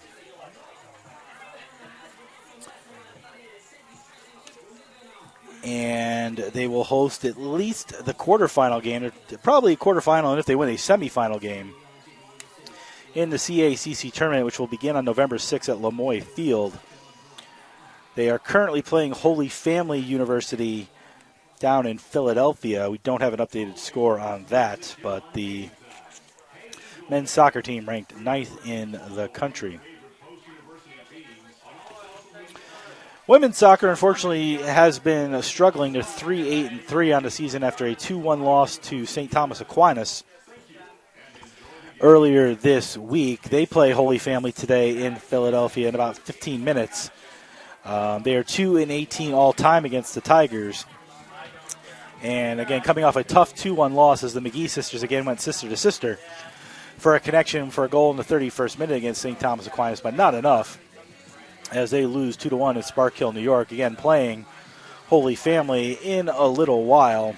Claire Saeed's first start in net as well.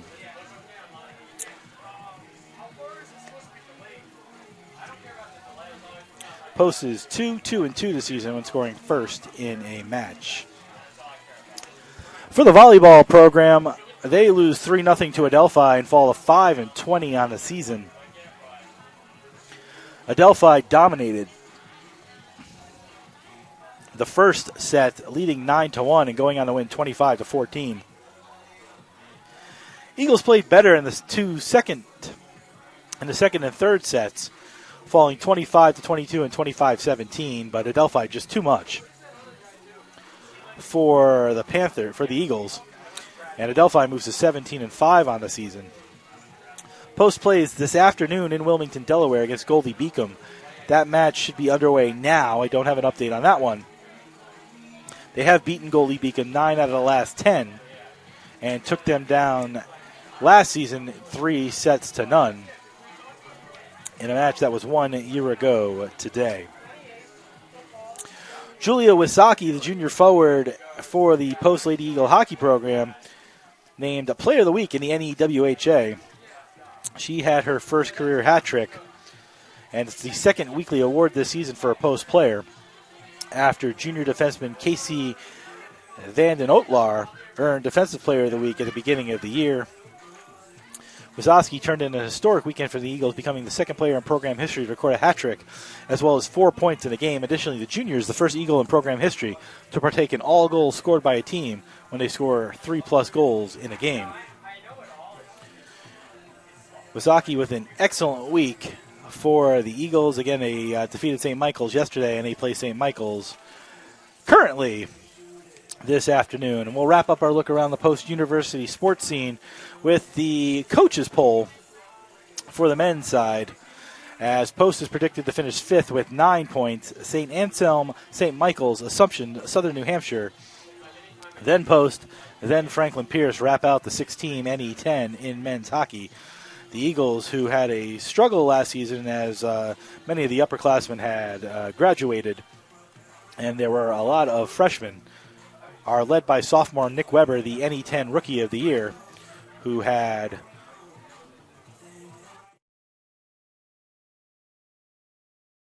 14 goals last season. The only returning player in double figures. Eagles start off the season on a 7-game road trip for returning home on November 25th. That's the Saturday after Thanksgiving at the Sports Center of Connecticut. That's your look around the post-university sports scene here at halftime of Southern Connecticut State leading Post 28-7 at halftime. A halftime brought to you by Post University and its 21 NCAA Division II athletic programs. From volleyball to baseball to hockey, there's something for everyone to enjoy. Whether a student, a parent, or a fan, for more information on Post University athletics, news, scores, and upcoming schedules for all your favorite teams, please go to posteagles.com. That's posteagles.com. We'll be back in 2 minutes with a look around the first half and the stats and scores from other football games around the nation. You're listening and watching the Post University Football on the CACC Network and GoPostEagles.com.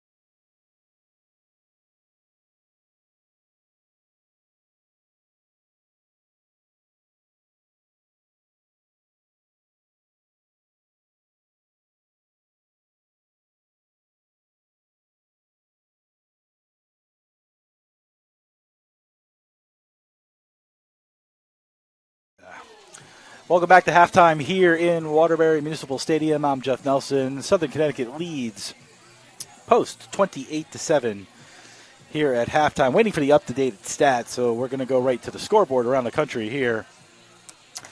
UConn up at Boston College trails BC 21-7 end of the third quarter up in Chestnut Hill on the local level. Around the country, top 25, Florida State number 4 leads Wake Forest 34-10 start of the third quarter. Kansas, who had a 14-0 lead, now trails number 6 Oklahoma 21-14. Close to halftime, there was a lightning delay out in Kansas, I believe, which slowed that game down. Penn State leads Indiana 24-14 early third quarter. UMass shockingly leading Army 21-7 late in the third quarter. Cadets favored in that game, trailing by 14. Northwestern leading Maryland 27-20 late third quarter in Evanston. Texas A&M 21-7 South Carolina 10 midway through the third quarter in College Station. Kansas State all over Houston 28-0 in the Big 12. West Virginia leads UCF 24-21 late third quarter. And in the blowout of the day, which was 52-0 at halftime, now 59-3, SMU leads Tulsa by 56 midway through the third quarter. Western Michigan 21-7 over Eastern Michigan, and Clemson and NC State just underway in Raleigh. Elsewhere in the top 25 today, several games will be taking place. Not a ton of great ones. The best one of the day, though, is going to be number 8 Oregon at number 13 Utah. That gets underway at 3:30. Number 1 Georgia in the cocktail party in Jacksonville against Florida, 3:30. Number 7 Texas hosts BYU at 3:30. Number 14 Notre Dame hosts Pittsburgh at 3:30. In what would normally be a phenomenal top 25 basketball matchup, but this time on the football side, number 18 Louisville hosts number 20 Duke. That will also be at 3:30. At 4 o'clock, number 22 Tulane is at Rice. Number 24 USC is at California. Later this evening, number 5 Washington at Stanford. Number 19 Air Force at Colorado State. Number 21 Tennessee looking to rebound off a disgraceful second half performance last week at Alabama at Kentucky. Number 3 Ohio State at Wisconsin. 7:30, number 12 Ole Miss hosts Vanderbilt. Number 23 UCLA hosts Coach Prime and the Buffaloes. 8 p.m., a pair of games. Number 17 North Carolina travels to Georgia Tech. Number 25 James Madison, let them play in a bowl, are 7-0 and should be eligible to play in a bowl, but the convoluted rules aren't allowing them to. They'll host Old Dominion at 8 p.m. And then the late game in the Pac-12 should be a fun, high-scoring one. Number 11 Oregon State, is traveling to Tucson to play Arizona.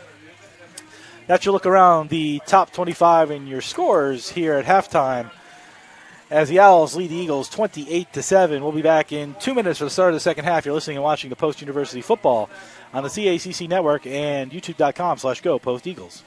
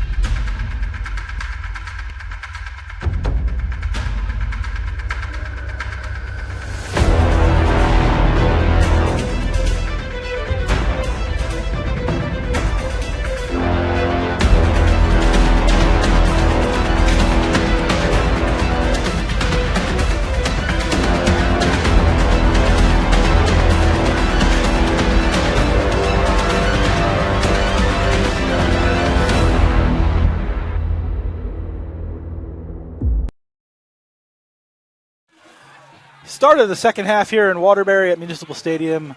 Thank you for joining us wherever you are. I'm Jeff Nelson, bringing you all of your Eagle action here. Second half brought to you by Post University, offering online, hybrid, and on-campus degree programs to meet your needs. For you, Post is personal. For more information on all of Post degree programs, to visit campus or to apply, go to post.edu. That's post.edu. So the ending to the first half, not what the Eagles wanted. Really the whole second quarter, not what the Eagles wanted, as they got outpossessed 13.5 minutes to 1.5 minutes.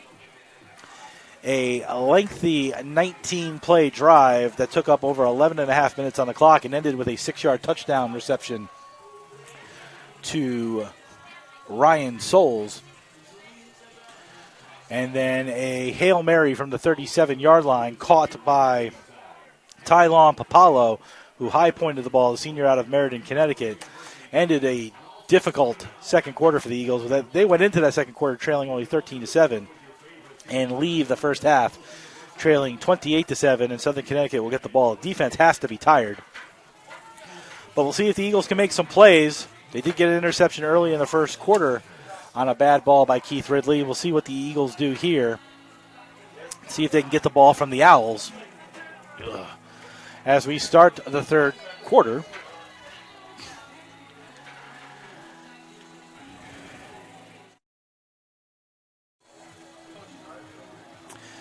Good crowd on hand here for Senior Day. Weather has really made it a beautiful day. Temperature 78 degrees. No real breeze. Maybe slightly going north to south at about 5 miles an hour. We all know, though, sometime tonight this temperature is going from 78 degrees into the 50s, and that's what we're going to expect tomorrow. On the pro football side, tomorrow it's going to be rainy and gross, particularly down at MetLife Stadium. But here now, beautiful day to enjoy football. And we'll see if the Eagles can get back into the game. They're going to go right to left as you're looking at your dial to start the third quarter. Southern Connecticut will go left to right. They're in their white uniforms, Post in their dark grays with the orange lettering. Back to receive is Tariq Hetmeyer. And looks like Dasani Yates. I think that's 22 over on the other side. Awaiting the Adam Kane kickoff. To start the third quarter, Eagles trailing 28-7. We thank you for joining us wherever you are for the third quarter here on Senior Day, the home finale for the Eagles. Kick is high and deep into the air, taken by Hetmeyer at the 7. He gets to the 15, 20, 25, and is hit hard by Edit Krivka. First time we said that name on Senior Day today, and a nice tackle there at the 22, so a 15-yard return. And the Owls will have first and 10. Again, don't necessarily need to get a turnover, just have to get the Owls off the field and get some offense going. The Eagle cheerleading squad trying to get the fans motivated. They're here for the first time this season. Again, Eagles getting that win last week takes that big monkey off their back, particularly going into next season. The last home game, they got 2 road games, one against a 1AA opponent. So the fact that they got that win will take a huge monkey off the back. And in comes Gray, who we haven't seen since the first quarter. He's tackled for a no gain. They'll call it no gain. As again, first time we've seen Gray since the first quarter. He gets a rush of a no gain. 2nd and 10. But again, as I was saying, getting that win, not something you now have to worry about over the summer. You can talk about building the program as Coach Schultz has. Now having that win on the board and moving into the NE10 for next season, their last game as an independent at home. Snap, back to Ridley, looks over the middle, looking to pass, moves, and then being watched by a couple of Eagles. He's going to get sacked in the backfield. He had a lot of time, but finally taken down.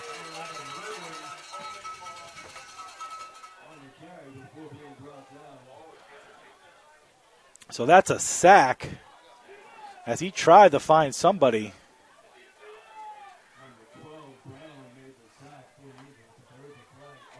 Not sure who was in the backfield to make the sack. There were a couple of players, but there is a flag on the play. Let's see.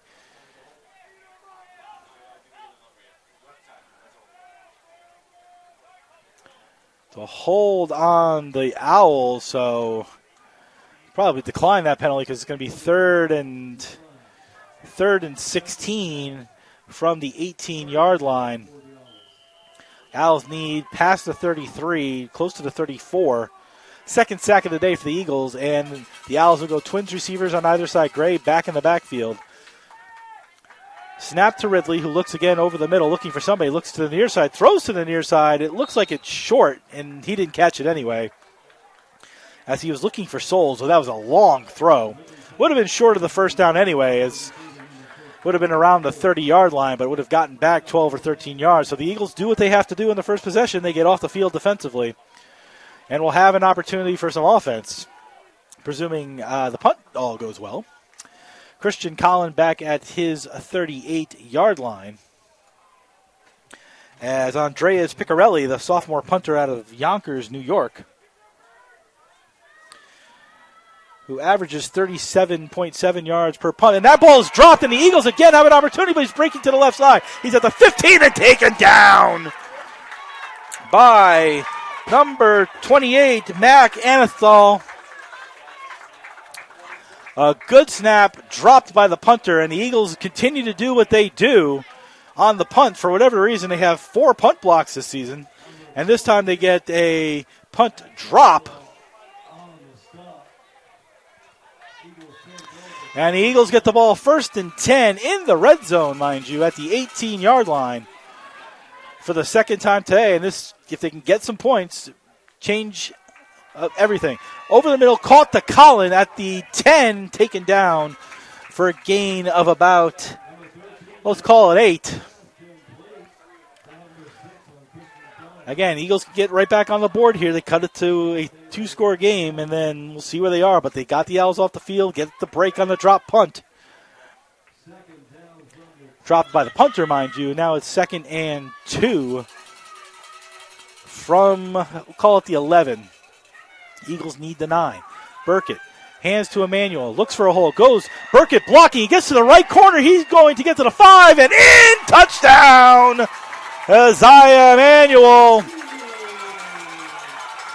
Another touchdown for Emmanuel. The Eagles' best offensive weapon, his 5th of the season on the 11-yard run, and the Eagles, just like that, get back in the ball game as 28-13. Good block by Burkett after handing the ball off. He got in the way, which gave Emmanuel the corner. And an 11-yard run, his 5th touchdown of the season for Emmanuel, makes it 28-13. Here's the kick. It's up, and it is good by Aiden Kane, excuse me.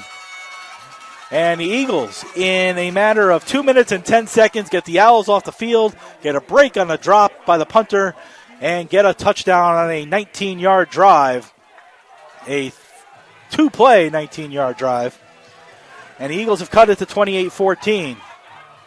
Everything we said at halftime what the Eagles needed to do happened in the first 2 minutes and 10 seconds. Now, Eagles need to play defense again and see if they can get the Owls off the field again. So we're right back to where we were 2 minutes and 10 seconds ago, but with the Eagles gaining 7 points and now trailing by 14.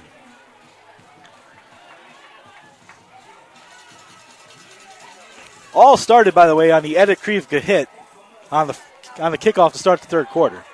Set the tone for the defense. Let's see if he can do it again, or somebody on the special teams unit can do it again. Kane with the ball on the 35. This time back is Kieran Falzone, and it looks like 28, Terrence Robinson Jr., the running back out of Middle Island, New York, and they have a phenomenal Walmart in Middle Island, New York. Let me tell you, if you've never been,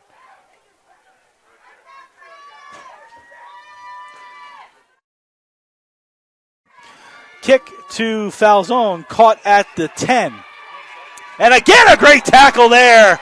89 for the Eagles gets in there. Jalen Russell, the freshman out of South Plainfield, New Jersey, makes a great tackle on the kickoff. And it's 1st and 10 for the Owls at the 20-yard line.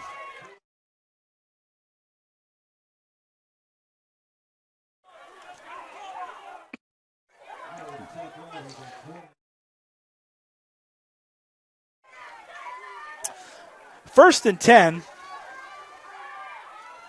for the Owls, who have not started off the third quarter the way they wanted. Twins to either side. Quick pass over to the far side.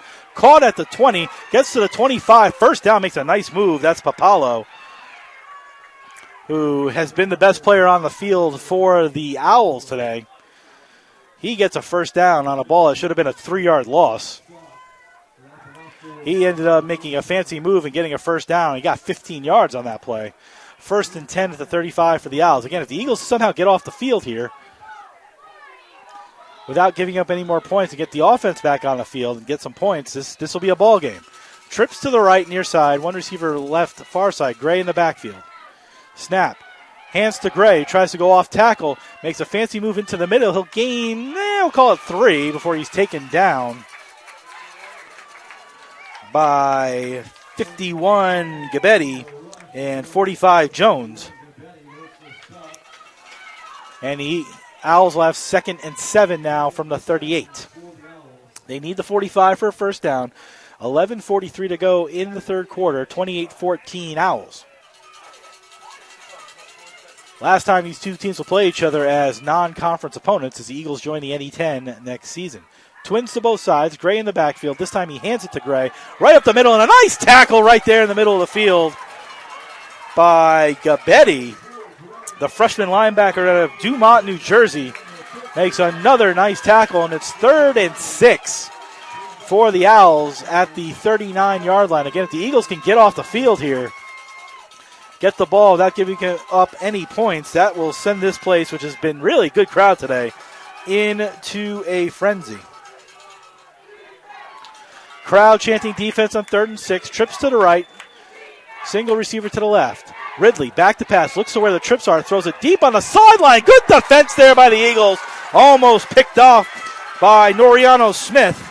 And the Eagles will get off the field on 3rd and 6. And we'll get the ball back. And the crowd really getting on the Eagles' side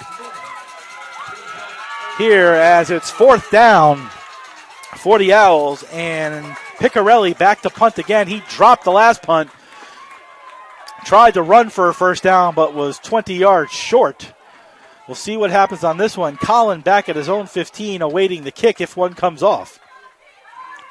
Snap to Piccarelli, low again. This time he gets it off a wobbly kick out of bounds. That'll give the Eagles good field position. Let's see where the referee stops.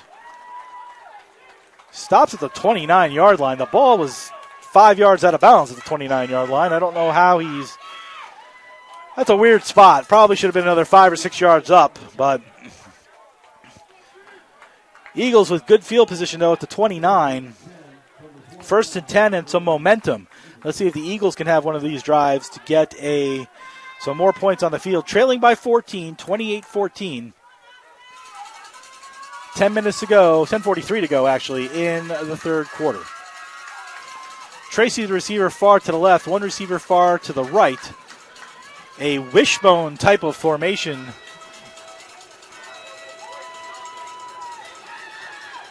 With Burkett. Handoff. Holding penalty on the Eagles upcoming as the handoff went to Nashawn Hill. But that's going to bring him back 10 yards as I can see the hold from here. Hold on 77. Gio Rivera Jr., the sophomore out of the Bronx, New York. As I could see that one from way up here. That'll push the Eagles back. Again, not what the Eagles need to go backwards, but 1st and 20. Now at the 19-yard line. But the Eagles will start again. 1st and 20 now. Twin receivers to either side. Nobody in the backfield with Burkett. Snap to Burkett. Steps up in the pocket with some space. He tries to get away from the tackle, and he's dragged down at the 20. Not a sack. He'll gain a yard. So not a sack. It's 2nd and 19, but he was looking deep. So 2nd and 19, not a sack. He gained 1 yard. I was about to say he was only sacked once in the whole first half, which was good for Burkett. Then couldn't get away from the oncoming rush. Led by 43, Sheldon Gargano, the defensive end out of Milford, Connecticut. Snap to Burkett, looks left, throws a sidearm ball toward Collin, which was dangerous because the defensive end was in the backfield. That was Gargano again. Gave Burkett no angle to throw the ball, so he tried to sidearm it dangerously to Collin. But now that puts the Eagles at 3rd and 19. Let's see how aggressive the Eagle offense will be. 9:35 to go. They've made 2 straight defensive stops and gotten points out of it. You don't want to be reckless here, but you do want to try to get that first down to keep the momentum going. Fakes the handoff, goes for the screen pass. He gets it to Emmanuel, who gets to the 30. 35, 40. He's going to get the first down on a screen pass. Emmanuel still going to the 50. He's tackled on the Owl side of the field at the 46-yard line. A screen pass for the first time today, and Emmanuel makes a nice move, and the Eagles' best offensive player gets the first down. That's his 3rd reception of the season. For Isaiah Emmanuel, maybe you want to use him a little bit more in the offense on the receiving side, because that was a heck of a play. A first down on a 35-yard pass to Isaiah Emmanuel, and now Nashawn Hill into running back for the Eagles. Twins on either side. Snap to Burkett in the shotgun. Hill lets the blitzer go, and he's sacked. That's Joe DiGello from Orange, Connecticut, who had the sack. Hill just let him go, and he sacked Burkett for a 7-yard loss. Hill stepped up. Coming around the corner, though, was DiGello. Nobody blocked him, and he had Burkett. Nothing Burkett could do. He didn't even have time to step up. So that sends the Eagles back to their side of the field at the 47-yard line, 2nd and 17. 8 minutes to go in the third quarter. Eagles trail by 14 with the ball. Snap. Handoff to Hill, who's was going to get tackled for a loss of 5. He managed to get back for a loss of 1.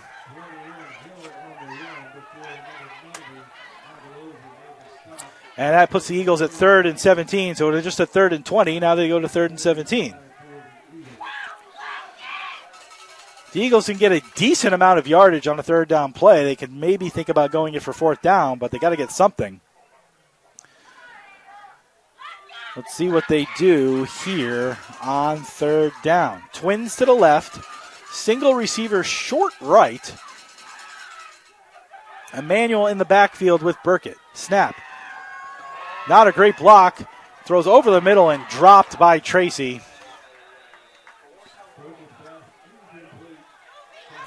That was going to be 12 yards short of the first down anyway. And I think the Eagles are going to punt, and they will, as Aiden Kane comes out here. So not the ending to the drive the Eagles wanted. After the screen pass on 3rd and 20, went for 35.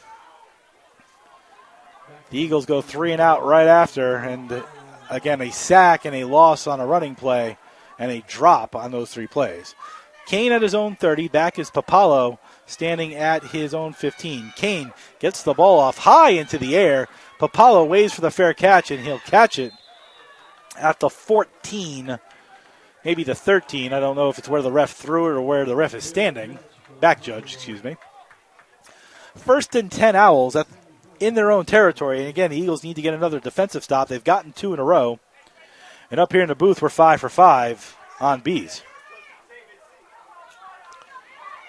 Must be a hive or something growing underneath the stand. Somebody at the town of Waterbury needs to take a look at that for us.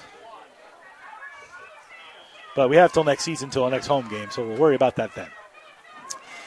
Receivers to both sides. Gray in the backfield with Ridley. Handoff to Gray, who goes off left tackle. Gets around the left tackle, and he gets a first down. And out to about the 28-yard line. So a 14-yard run for Gray, who was absent in the second quarter. I don't know what happened to him.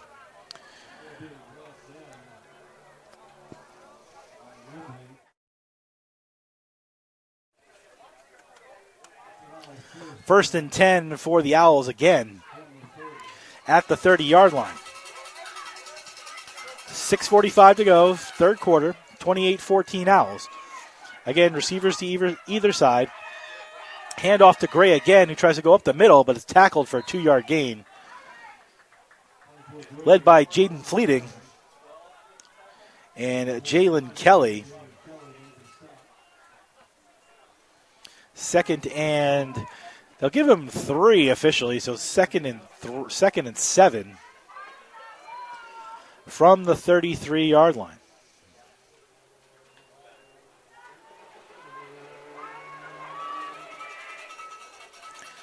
Twin receivers right, one to the left. Tight end goes in motion to the near side. Gray in the backfield with Ridley. Ridley gets the ball, rolls to the near side, has a couple of blockers, throws over the sideline. It is caught by Papalo.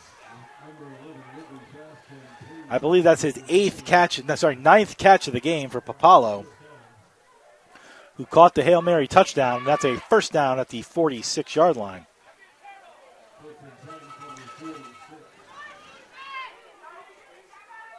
Ridley hasn't been great, but he's done just enough. Again, it's like death by 1,000 cuts for the Eagle defense. They need to figure out a way to get the Owls off the field again. Twins to the left, single to the right.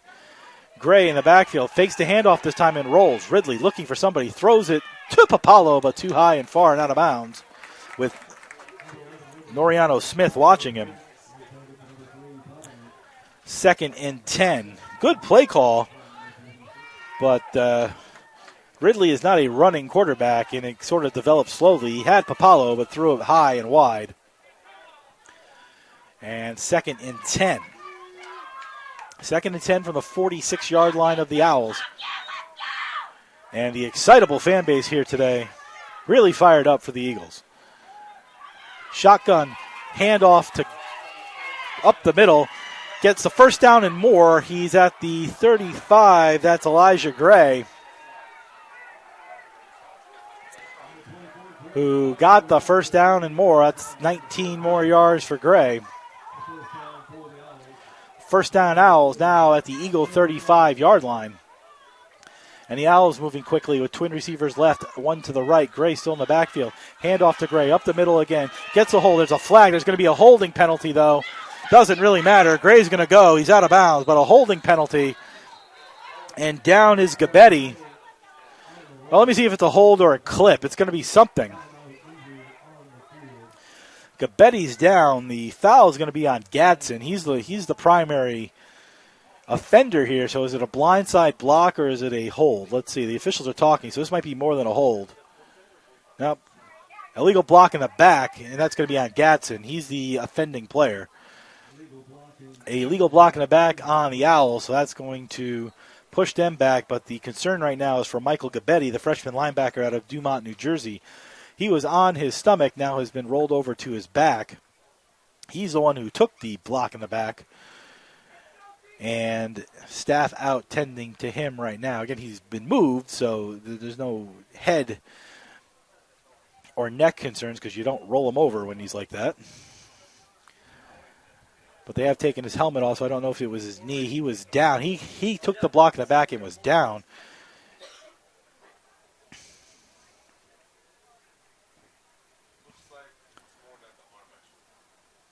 So now a couple of players are going out there to help.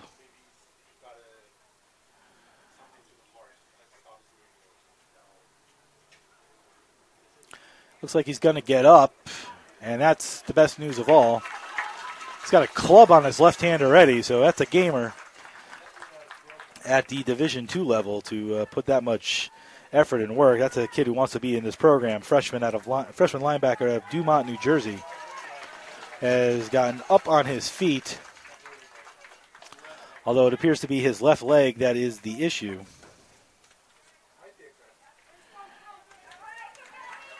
I have misplaced my piece of paper on Gabetti, who goes off to a standing ovation. 5'9", 180, freshman linebacker out of Dumont, New Jersey, carried off the field. It's his left ankle for sure. He's the one who got blocked in the back. And the ball pushed back. It's now 1st and 18. Let's see if the Eagle defense can make the Owls pay for taking Gabetti out, who's had a very good game today. 3 or 4 tackles I can instantly think of. Twins left, singular right. Snap to Ridley, who looks left. He's looking for Papalo, who throws a deep ball on the side, and it's caught and taken down. It's not Papalo, it's Ryan Sewells. He's got a touchdown in this game. He caught the ball. It's about a 10-yard gain. We'll make it second and, I'll call it 9. 2nd and 9. Looking for Papalo. Sewells is the one who came back to get it, though. And it's 2nd and 9 at the 34. 4 minutes to go in the third quarter, 28-14 Owls. Snap. Fakes the handoff, rolls wide open, throws, caught at the 37-yard line by 44 Hennessy. First time we said that today. Tight end out of Glastonbury, Connecticut. Jack Hennessy.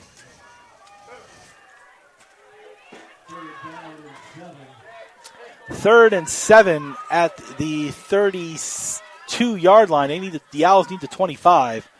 Almost assuredly 4-down territory given their field goal stats.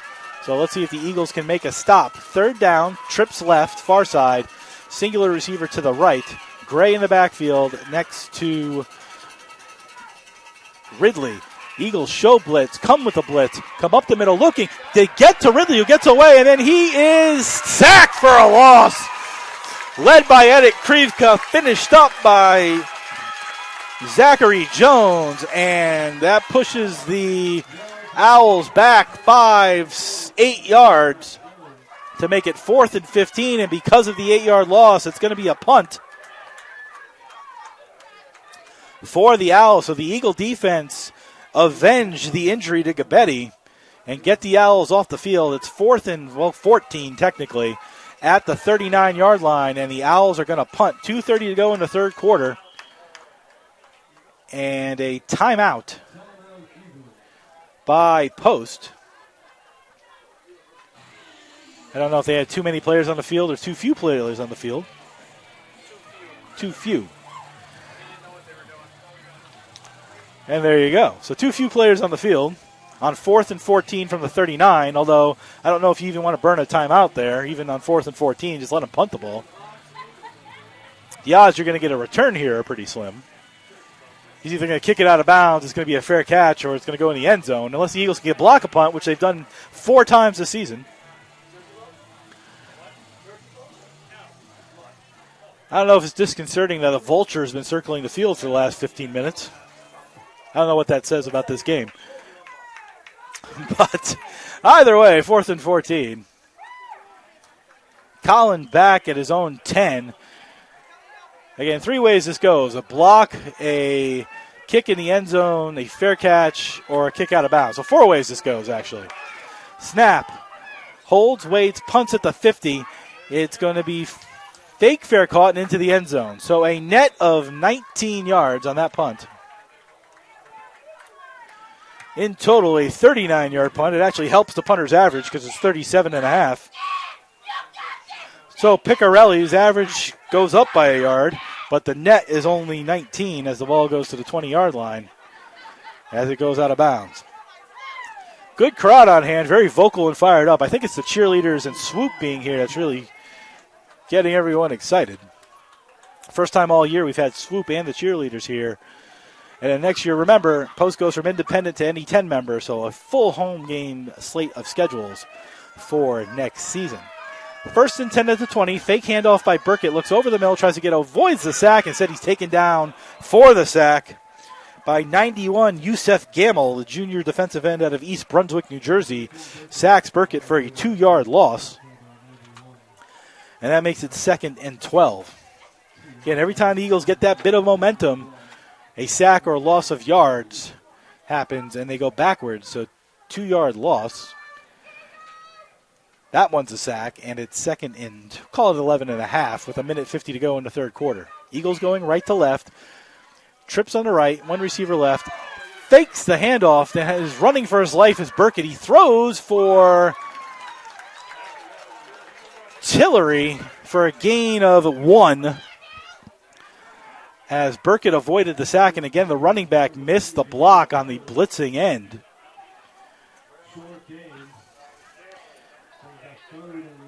Burkett running for his life to the far side, managed to get the ball to Tillery for a yard. Makes it 3rd and 10 at the 20. And the Eagles trying to get out of their own end of the field. Twins to both sides, nobody in the backfield.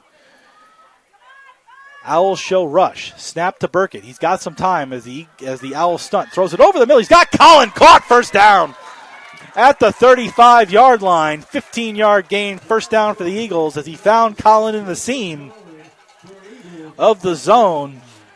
Owls blitzed, did some stunts up front, and Collin got behind the linebackers and in front of the safeties and made a 15-yard reception for the first down, something the Eagles needed, trailing by 14. This might be the last play of the third quarter, 35 seconds remaining. Twin receivers right, one to the left, tight end on the right side as well. Emmanuel in the backfield next to Burkett. Snap. Handoff to Emmanuel. Tries to go off tackle. There's a holding penalty, so it's all for naught. And then a late hit out of bounds. Let's see if they call that as well. There should be a late hit out of bounds. Referee is looking confused. It's definitely a hold on the Eagles.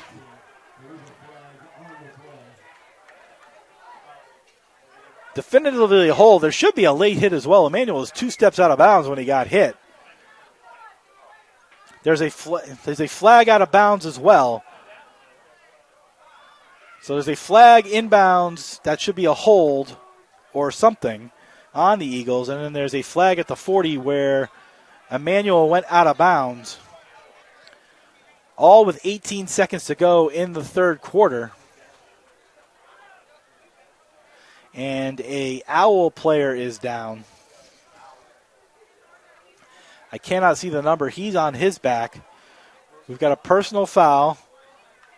Late hit out of bounds against the Owls, but we also have the hold.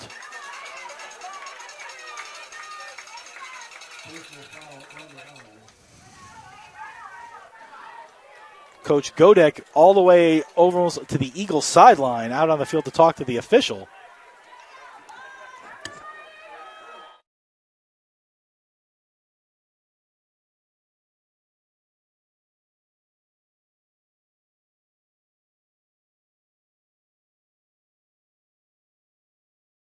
And now there's another flag on the field at the 44.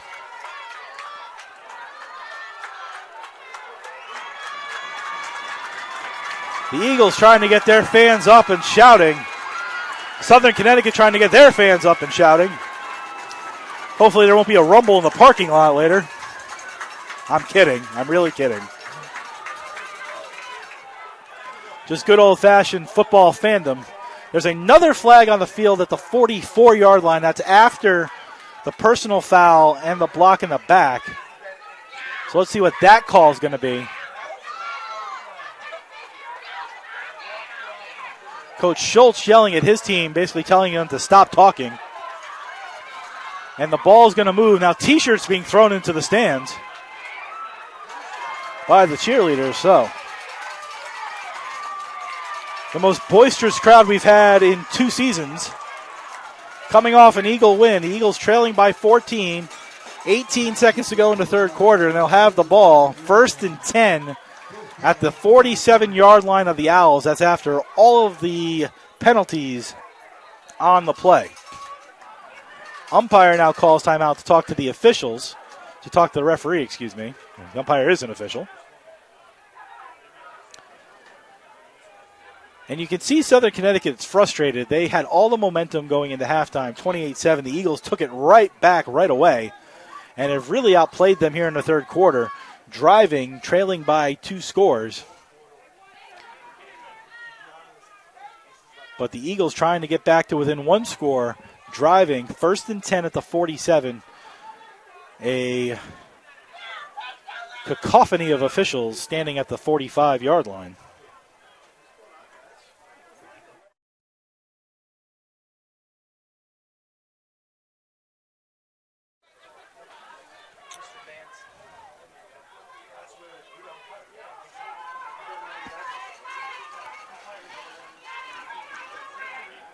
So after the official convo, the umpire picks up the ball and now is walking backwards.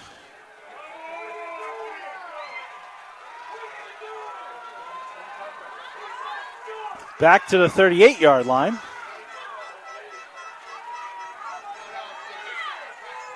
Coach Schultz is confused. I got to admit, I'm confused.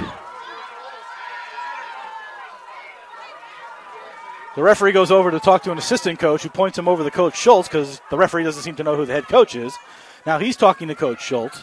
All of this with 18.8 seconds remaining in the third quarter.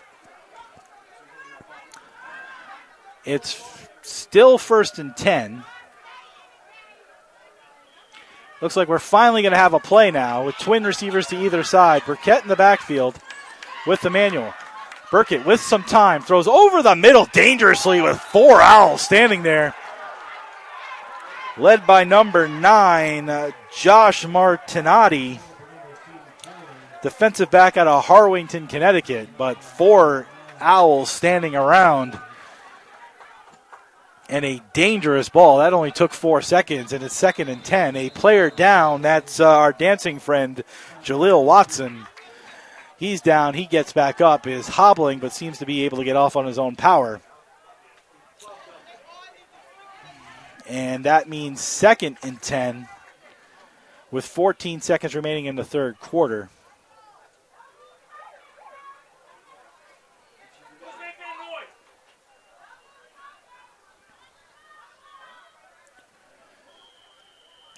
Second and 10 in the longest 18.8 seconds that I can remember.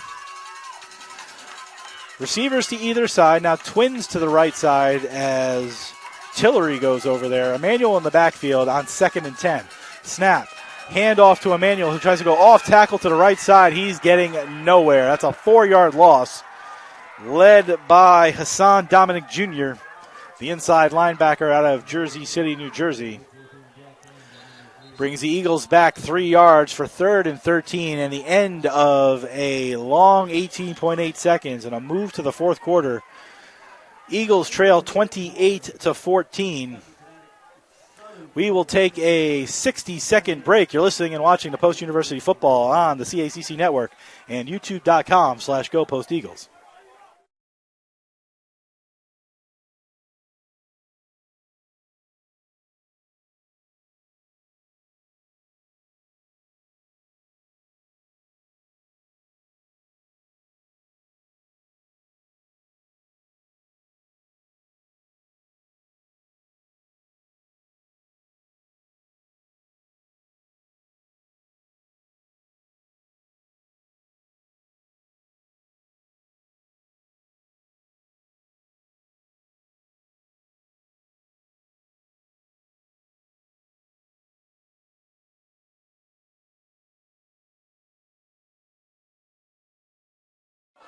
Start of the fourth quarter here at Municipal Stadium in Waterbury. I'm Jeff Nelson. The Owls lead the Eagles 28-14, but a very exciting third quarter and a quarter that the Eagles really dominated from a possession and momentum type of quarter, but all of that has led to a 3rd and 12 for the Eagles at the 36-yard line. Both fans of both teams yelling at each other. Crowd is fired up. It's good football type atmosphere. This is what the Eagles are looking for. Snap, back, throws, caught at the 48-yard line. That should be enough for a first down. Isaiah Rush makes the catch right at the 48. Let's see where the referee spots it. As Burkett took it quickly.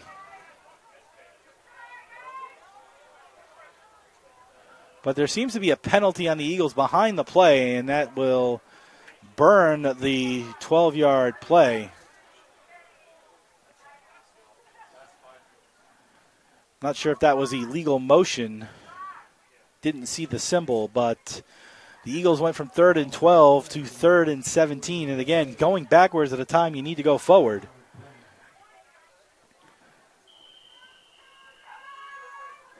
So back the Eagles go. They need the 48. They're on the 32. 16 yards they need. 3rd and 16. Time for Burkett this time. Waits, throws, caught at the 44. That's 4 yards short of a first down by Josh Tracy. 4th and 4. They're going to punt it away. start of the fourth quarter. So penalties killing the Eagles on that possession. As they had the first down to rush, the penalty pushed them back.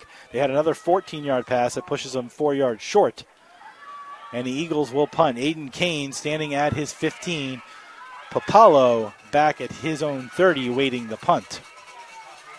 Snap to Kane. Kane gets the ball off. He falls down. Not going to get it. Papalo catches it at the 30. Not going to say Kane didn't flop a bit trying to get that 5 yards. He only needed 5. If he could have gotten it running into the kicker, he would have gotten it. But referee not fooled on that one. And change of possession to the Owls, who lead by 2 scores. But the Eagles can be confident that, and at times today, they have outplayed them. And that will bode well as this program builds towards its 3rd year. And when we're talking this time next year for a home game, it'll be the 3rd year of the program, and the Eagles will be in the NE10 for football. 1st and 10, receivers to both sides. Gray, the running back. Ridley hands to Gray. Gray looking to get off tackle. A nice push-out block gets Gray a first down and more. And then 7 Eagles tackle him at the 44-yard line. Into the Eagle bench. That's a first down on the 13-yard run by Gray.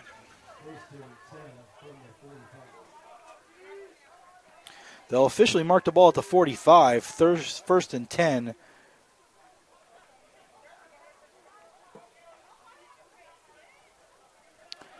For the Owls. Again, receivers to either side. Gray in the backfield. Snap. Handoff. Gray tries to go to the same spot. He jumps over his own player and it's tackled by Edit Krivka for a 1 yard loss. 1 yard gain, excuse me.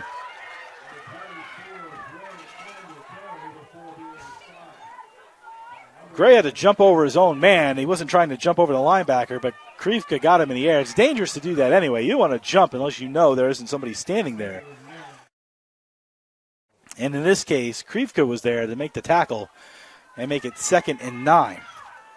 13 minutes to go in the fourth quarter. Eagles trail by 2 scores. Owls with the ball.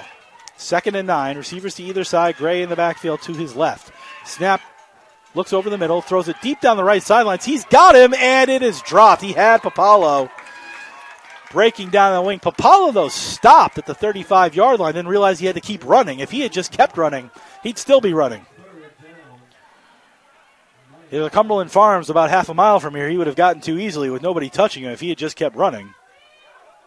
But Papalo stopped. I think he thought the ball was coming there. And a break for the Eagles because it's 3rd and 9 because Papalo was just short of that ball. If he didn't stop, he'd still be going. 3rd and 9. Twin receivers to the right. 1 receiver to the left. Gray in the backfield next to Ridley. Snap to Ridley. Looks over the middle. He's looking for Papalo. You can see it. Now he rolls to the left. Still looking. He throws. It's dropped. It would have been 5 yards short anyway. As the ball went to Divine Edwards. And the Eagles once again get off the field. The Eagles have done a great job in the second half getting off the field defensively. They've given up no points to this part in the second half. And have outscored the Eagles 7-0, but need to get more because they were trailing by 21. 4th and 9, 13:03 to go in the fourth quarter, and Piccarelli is going to punt from his 34 back to the 33-yard line. Collins, standing at his 15, awaits the punt. Snap to Piccarelli is a good one. Eagles almost block it. It's a high, wobbly kick. It's going to die at the 20, bounce backwards to the 25-yard line. A 30-yard punt for Piccarelli, who almost had it blocked. And the Eagles have 1st and 10 again. They need one of those one-play, 10-second drives that they had last week.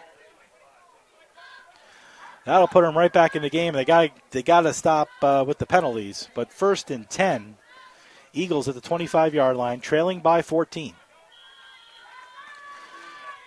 Twin receivers far side left, 1 receiver to the right. Emmanuel behind Burkett. Eagles might want to consider another screen pass. That seemed to work very well. Handoff to Emmanuel, who tries to go up the middle, and he's gang tackled by 3 Owls. Led by 97. Aditya Singh, graduate student from East Brunswick, New Jersey. Leads to 2nd and 10.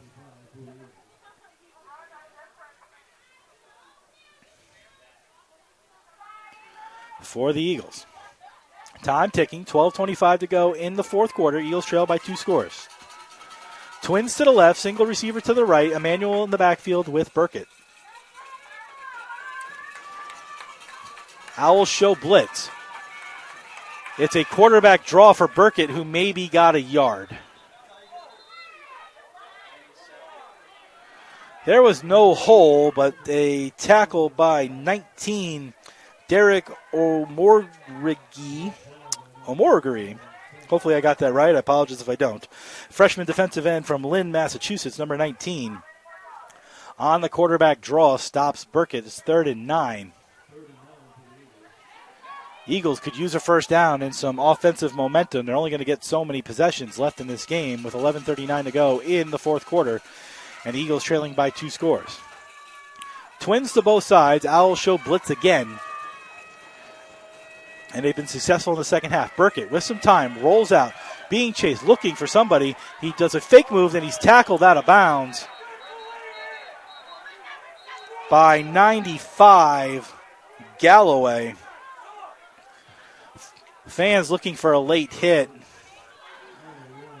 I don't think they're going to get that, but let's see. See if there's a flag. Burkett just ended up running out of bounds. Officials talking to each other. Let's see.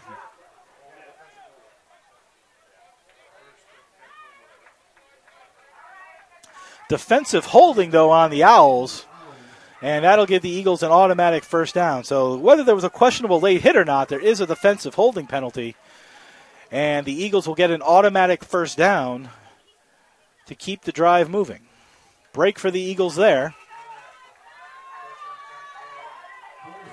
So the Eagles go to first down and 10, now at the 35-yard line. So the second time today the Eagles have gotten a first down on a defensive hold. Jet sweep to Collin, who gets to the 35, tries to turn around, maybe gets 3 to the 38, but the first time the Eagles have run the jet sweep today. Either way, forward momentum. They get it to 2nd and 7. Actually, they'll move it out close to the 40, so they'll give them almost 5 yards. That's 2nd and 6. Hill and Emmanuel back on the field for the Eagles, trying to get back to within 1 score. Hill and Emmanuel in the backfield, twin receivers right, 1 receiver left. Snap. Burkett with time, looks over, throws, caught by Tracy for a, call it 4-yard gain. That's going to be 3rd and 2. But it's 4-down go territory with 10 minutes to go. The Eagles just have to keep moving. 3rd and 2 for the Eagles. At the 44-yard line, their own 44-yard line. They need the 46. Hill and Emmanuel still in the backfield as we go under 10 minutes. Snap. Looks over, throws, caught, first down. Tracy again at the 48-yard line, 2 yards clear of a first down. And the chains will move. Eagles first down at the 48 in their own territory. Good short pass to get the first down, but the Eagles can't dink and dunk for the next 8 minutes. There's only 9:34 to go. They need a big play. Wouldn't be surprised if you see Burkett go deep. We haven't really seen him do that in this game. He did it in the slop last week, but hasn't done it here. In motion, jet sweep. Handed to Emmanuel. Emmanuel gets the corner. He's at the 50. He's at the 45, 40. He's still going. 35, 30. Trying to get around one defender, and he's pushed out of the 25-yard line. Emmanuel on the jet sweep got the corner. And a 28-yard gain for Isaiah Emmanuel. And the Eagles in business, 1st and 10.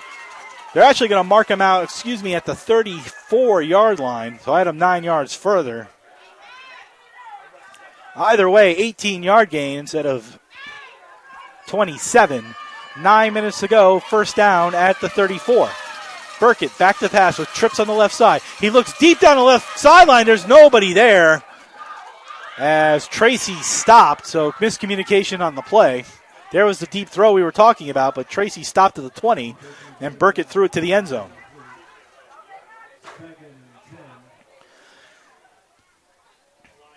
Not a bad play, but if you miss it, that's okay. But the fact that Tracy stopped 20 yards short of the ball, not what you were looking for.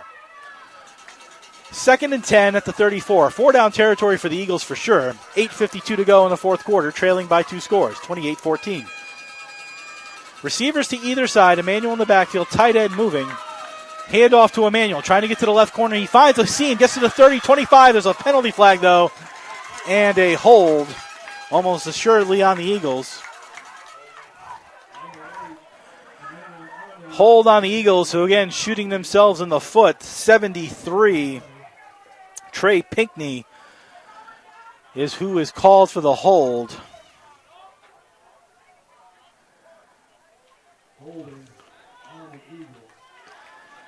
Great play, stopped by the hold, and we're back to 2nd and 20.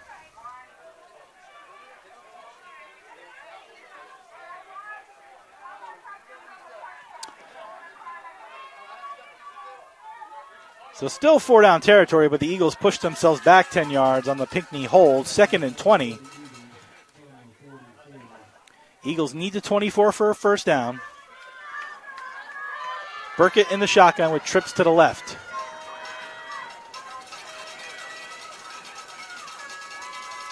Snap to Burkett. Looks over the middle, spins away from the defenders, and then he is sacked for a deep loss of 15 yards, and Burkett's got to learn to throw that ball away. He's out of the pocket. You got to throw it away. That's a 15-yard loss. And now the Eagles are all the way back into their territory.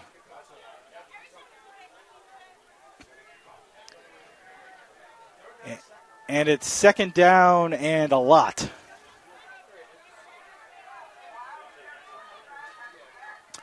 Second and, I got to count this off. It's 2nd and 8 plus 24, so 32. 2nd and 32. 2nd and 32. Clock is running, but Burkett's got to throw that ball away. Yeah, you've got defenders in your face, but once you get outside the pocket, you got to throw it away.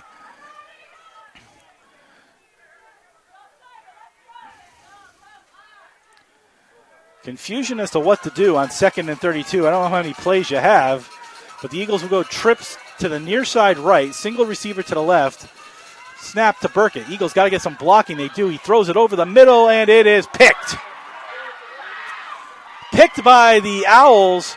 A flag thrown on the play, but after the interception, picked off by Hassan Dominic Jr., and I'm not sure which Eagle was even there. There are now 2 flags on the field. I saw some kind of late hit by Dre Yeldell, but I don't know what the second flag is for. Ball returned back to the 25-yard line of the Eagles. Well, that's what happens on 2nd and 33. You got to force something. But one bad play begats another bad play, and that's what happened here. I don't think either of the flags happened before the interception. I think both were after.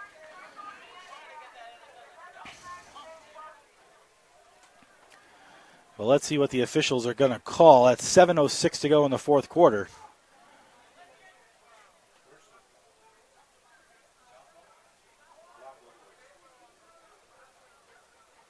So a block below the waist after the interception by the Owls. So instead of having the ball at the 25-yard line, the ball will be pushed back into Owl territory at the, I think the 43. Let's see.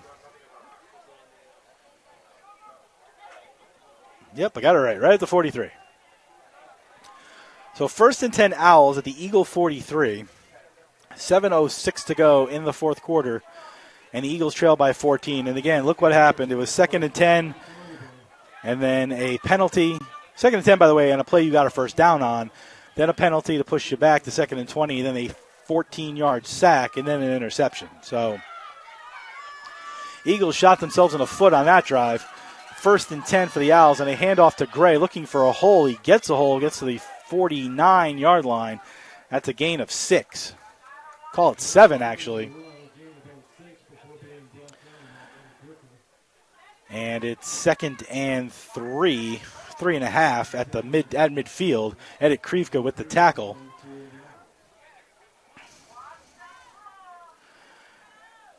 Owls, unlike the first half, just going to take their time here. Let the play clock, use the play clock and the game clock to their advantage. 2nd and 3.5.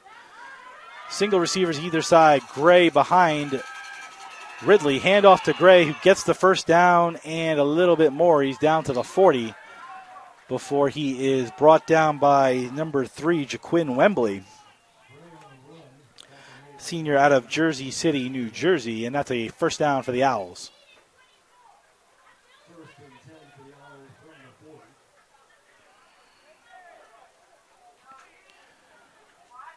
Both teams fighting hard. Again, the play of the game is really the Hail Mary to end the first half. 37-yard Hail Mary caught by Papalo. In a lot of ways, that changed the momentum of the game. Yes, the Eagles have played a really good second half, but the difference between 21-7 and 28-7 is immense, and the Eagles have been chasing that all game. Handoff to Gray, who gets 3. 2nd and 7 at the 38-yard line. Again, if everything stays the same, you take the Hail Mary out, the Eagles are only down 1 possession, and this fourth quarter is entirely different. Instead, the Eagles chasing points. 2 possessions with 5:20 to go in the fourth quarter. 2nd and a little less than 8. Gray in the backfield, almost assuredly to get the ball the way the offense is set up for the Owls. Snap by Ridley, gives to Gray as they're just running the ball and handing the clock off, and he makes a move and gets a first down and more. He's at the 20-15, and he's thrown out of bounds. We wanted to go 25-20-15 on that. And out of bounds at the 14 for a first down, and into the red zone go the Owls.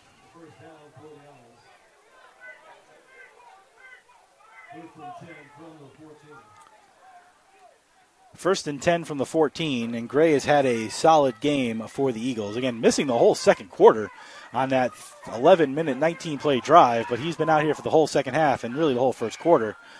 And the Owls are just going to take the play clock down as much as they can and probably hand it off to Gray. Snap, hand off to Gray. Goes left, looks off tackle, breaks through a hole, gets tackled, though, at the 10 after a gain of 5.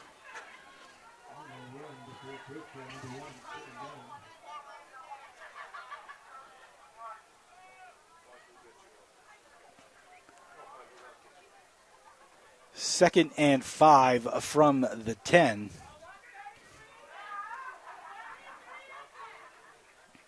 Gray goes out. Kieran Falzone comes in, running back out of Hazlet, New Jersey. Play clock under 10. Again, same idea. Ridley hands it off. Nope, fakes the handoff. Faked me out. Throws to Papalo. Touchdown on the slant. Faked me. I thought he was just going to hand it. That's just what they'd been doing. Instead, Papalo ran a slant and got his touchdown on a 10-yard slant, and he was wide open on the slant because I think the Eagles thought, just like I did, they were just going to keep pounding the ball and killing the clock. And Southern Connecticut takes a 34-14 lead here in the fourth quarter with 3:34 left to go in the fourth quarter. Kick is up by Lopez, and it is good. But despite missing one earlier today, has been decent on the season. He is 14 for 17 on the extra point, and that makes it 35-14. Eagle fans, fall sports are underway, and soon fall will give way to winter sports. They're already giving way to winter sports. Ice hockey's playing, basketball soon to play. What better way to support your Eagles than with university clothing or branded items? If you want to represent your Eagle fandom in the nest, on campus, around the neighborhood, at home, or on the road, go to posteagles.com, click on the fans section on the right-hand side, then click on School Store to grab anything and everything Post Eagles. You can also visit the campus store in the Lever Student Center on campus. They are open Monday to Thursday, 9 a.m. to 4 p.m. As a reminder, this is our last home broadcast of the season. The Eagles will play the last 2 games on the road. They're at AIC next week at 12 o'clock on their network. And then in 3 weeks, they are at Wagner, 1AA. That's November 18th at 12 p.m. That's the kickoff down in Staten Island. Kickoff to Tracy again. He'll get it at the 10. 15, 20, 25. Makes a move, tries to get around a block. He got hit by his own man and falls at the 30. Ran into the blocking of Dre Yeldell and fell at the 30-yard line, where the Eagles will start 1st and 10 with 3:26 to go. On the sports side, as we mentioned, the men's soccer team still fighting for seeding. They'll have a playoff game at Lemoy Field on November 6th. The hockey program is on the road. The men's hockey program is on the road. Their next broadcast will be November 25th. The lady hockey program's next broadcast will be November 18th. I'll be there for both the men and the women on the 18th and the 25th for our next set of broadcasts. 1st and 10. Burkett back to pass, throws short over here. See if it was caught. It was caught, but the throw was short. Isaiah Rush. It's a 5-yard completion.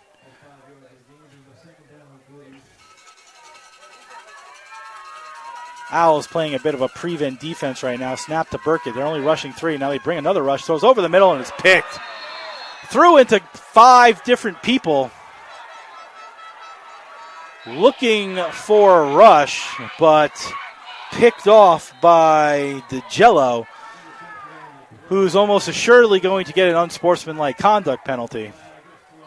While I understand the emotions and the in-state battle here, you are playing a team that's 1-6, and you are typically a national power, and you're acting a fool, as they say, on a team that's 1-16 over the course of their entirety of a program. They've done that several times today between the dancing of Watson and now this unsportsmanlike conduct penalty. Again, I understand it's not needed, but don't forget, you're 2-6 as well. It's not like you're 9-1 and battling it out. You're 2-6, and you're playing a 1-6 team. Just sometimes you gotta understand the circumstances of what you're doing. I get the emotions here, but there's no need for what occurred after the interception and the unsportsmanlike conduct penalty. Even if you guys are yapping at each other throughout the entire game. Just need to, understand the situation more so than anything else. Again, it's only the second time, by the way, these two programs have ever played each other as well. And Post is a second-year program who's got 1 win. And Southern Connecticut's typically a power in Division II, and at least in the NE10, and has struggled for the last couple of seasons, and they're dancing and taunting Post. Not needed. I would say the same thing if it was the other way. It's like, sort of know what you're doing here. No need with 2:58 to go. All in all, though, that was Burkett's 3rd interception of the game as well. Let's not forget about that. He's up to 14 on the season to go with 6 touchdowns. But 1st and 10 for the Owls. Ridley's just going to hand the ball off, I would presume. And they do, and it's a long run, and almost broke it for a touchdown was a Manning,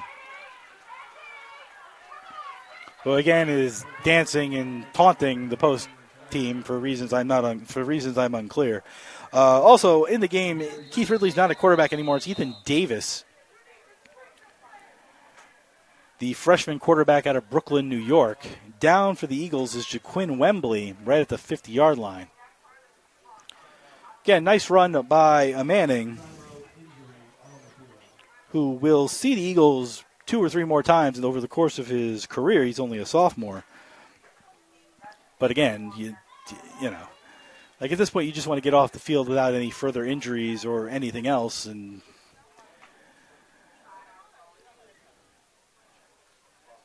you're taunting a program in its 18th career football game. But I guess that's what rivalries are made of. This is an in-state rivalry that we'll see, along with the University of New Haven, that we'll see for many years to come in the NE10. So that's how they want to start it off, and that's how it's going to start off. Wembley able to get off under his own power, but looks in a decent amount of pain. Trainer's trying to direct him over to the table. first and 10 at the, where are we, the 37-yard line, 38-yard line. Under 3 minutes to go. Waiting for the referee to get in position. He Irish jigs Scottish style over to the 30-yard line, blows the whistle, and here we go. Ethan Davis in at quarterback. He hasn't thrown the ball according to their stat line this season. Handoff to a Manning, who this time gets tackled. Oh, no, broke the tackle. Nice play by a Manning to get 3 yards. And then a flag goes flying. And again, these are the things you just don't want in the last 2 or 3 minutes of a game that's a 21-point game. I'm sure it's a hold. Although one of the umpires, angrily jesting toward the line judge. I guess they picked up the flag. So 2nd and 7 from the 41. 2 minutes to go, fourth quarter. Davis hands off to a Manning again. Breaks a tackle. Another flag goes flying. Let's see if they pick it up.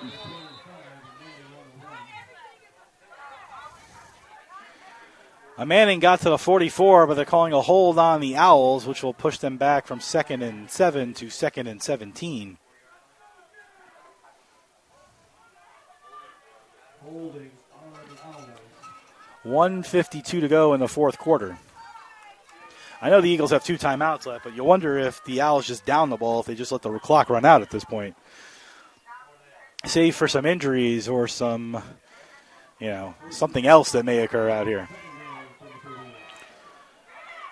Twins to the right, one to the left. Davis in the shotgun with a Manning next to him.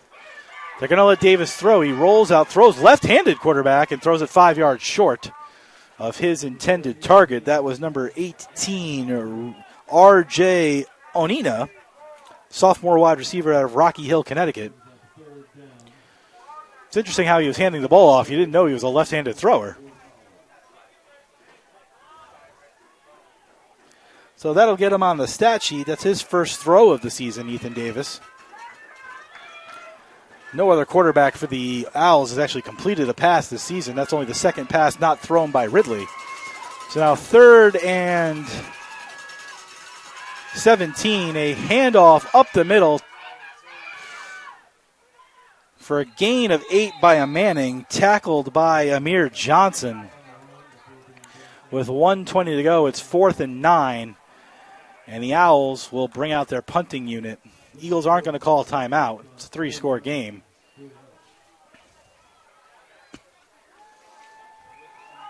But Piccarelli will punt with a minute to go in the fourth quarter. Colin back on his 25.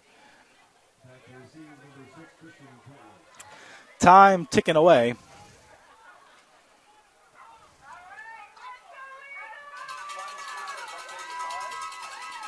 Snap. Almost got the block, but Colin will catch it at the 25. Gets to the 30, goes to the 35, then he's taken down at about the 37. With 41 seconds to go in the fourth quarter.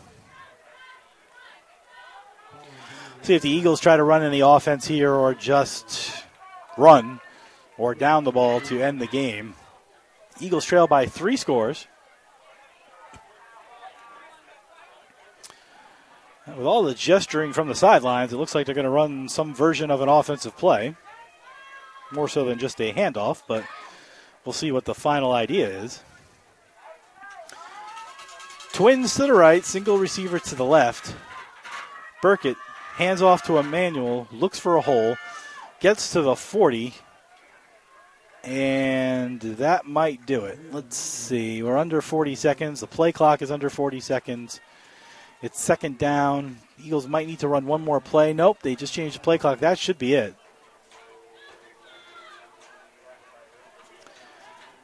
Unless they're going to try to run a play. Let's see. The Eagles look like they're going to try to run a play, even though they could just let the clock run out. They snap the ball. They hand the ball off to Emmanuel. Looking for a hole. He gets almost to a first down, and that should do it. And that will do it. So the first battle of Connecticut between these two schools here in Waterbury. These two teams played last year. And their last battle as non-conference opponents, as the Eagles fall to 1-7 on the season. Southern Connecticut moves to 3-6. Both teams will be in the NE10 next season. So Connecticut's already there. The Eagles will move to the NE10 next season. This will be a conference battle going forward. Final score, Southern Connecticut 35, your Eagles 14. We want to thank you for joining us this afternoon for a fun football game between, again, two future conference opponents. It's been a fun one. Unfortunately for the Eagles, they're on the wrong side after their historic win last week. So we want to thank you for joining us at the end of our football broadcasting season. As I said, there'll be two road games, one at AIC next week at 12 o'clock, one in 3 weeks at 1AA Wagner on the 18th at 12 o'clock. We'll be with you again for football starting next September. Don't know what that schedule is going to look like, but the Eagles will have a full home slate of scheduled games, particularly in conference as they will be in the NE10. I'm Jeff Nelson. The final score, Southern Connecticut State University 35, your Post University Eagles 14. We thank you very much for joining us. I'll see you in the hockey rink coming up in a couple of weeks. Have a good evening. Enjoy the weather. We'll see you on the other side.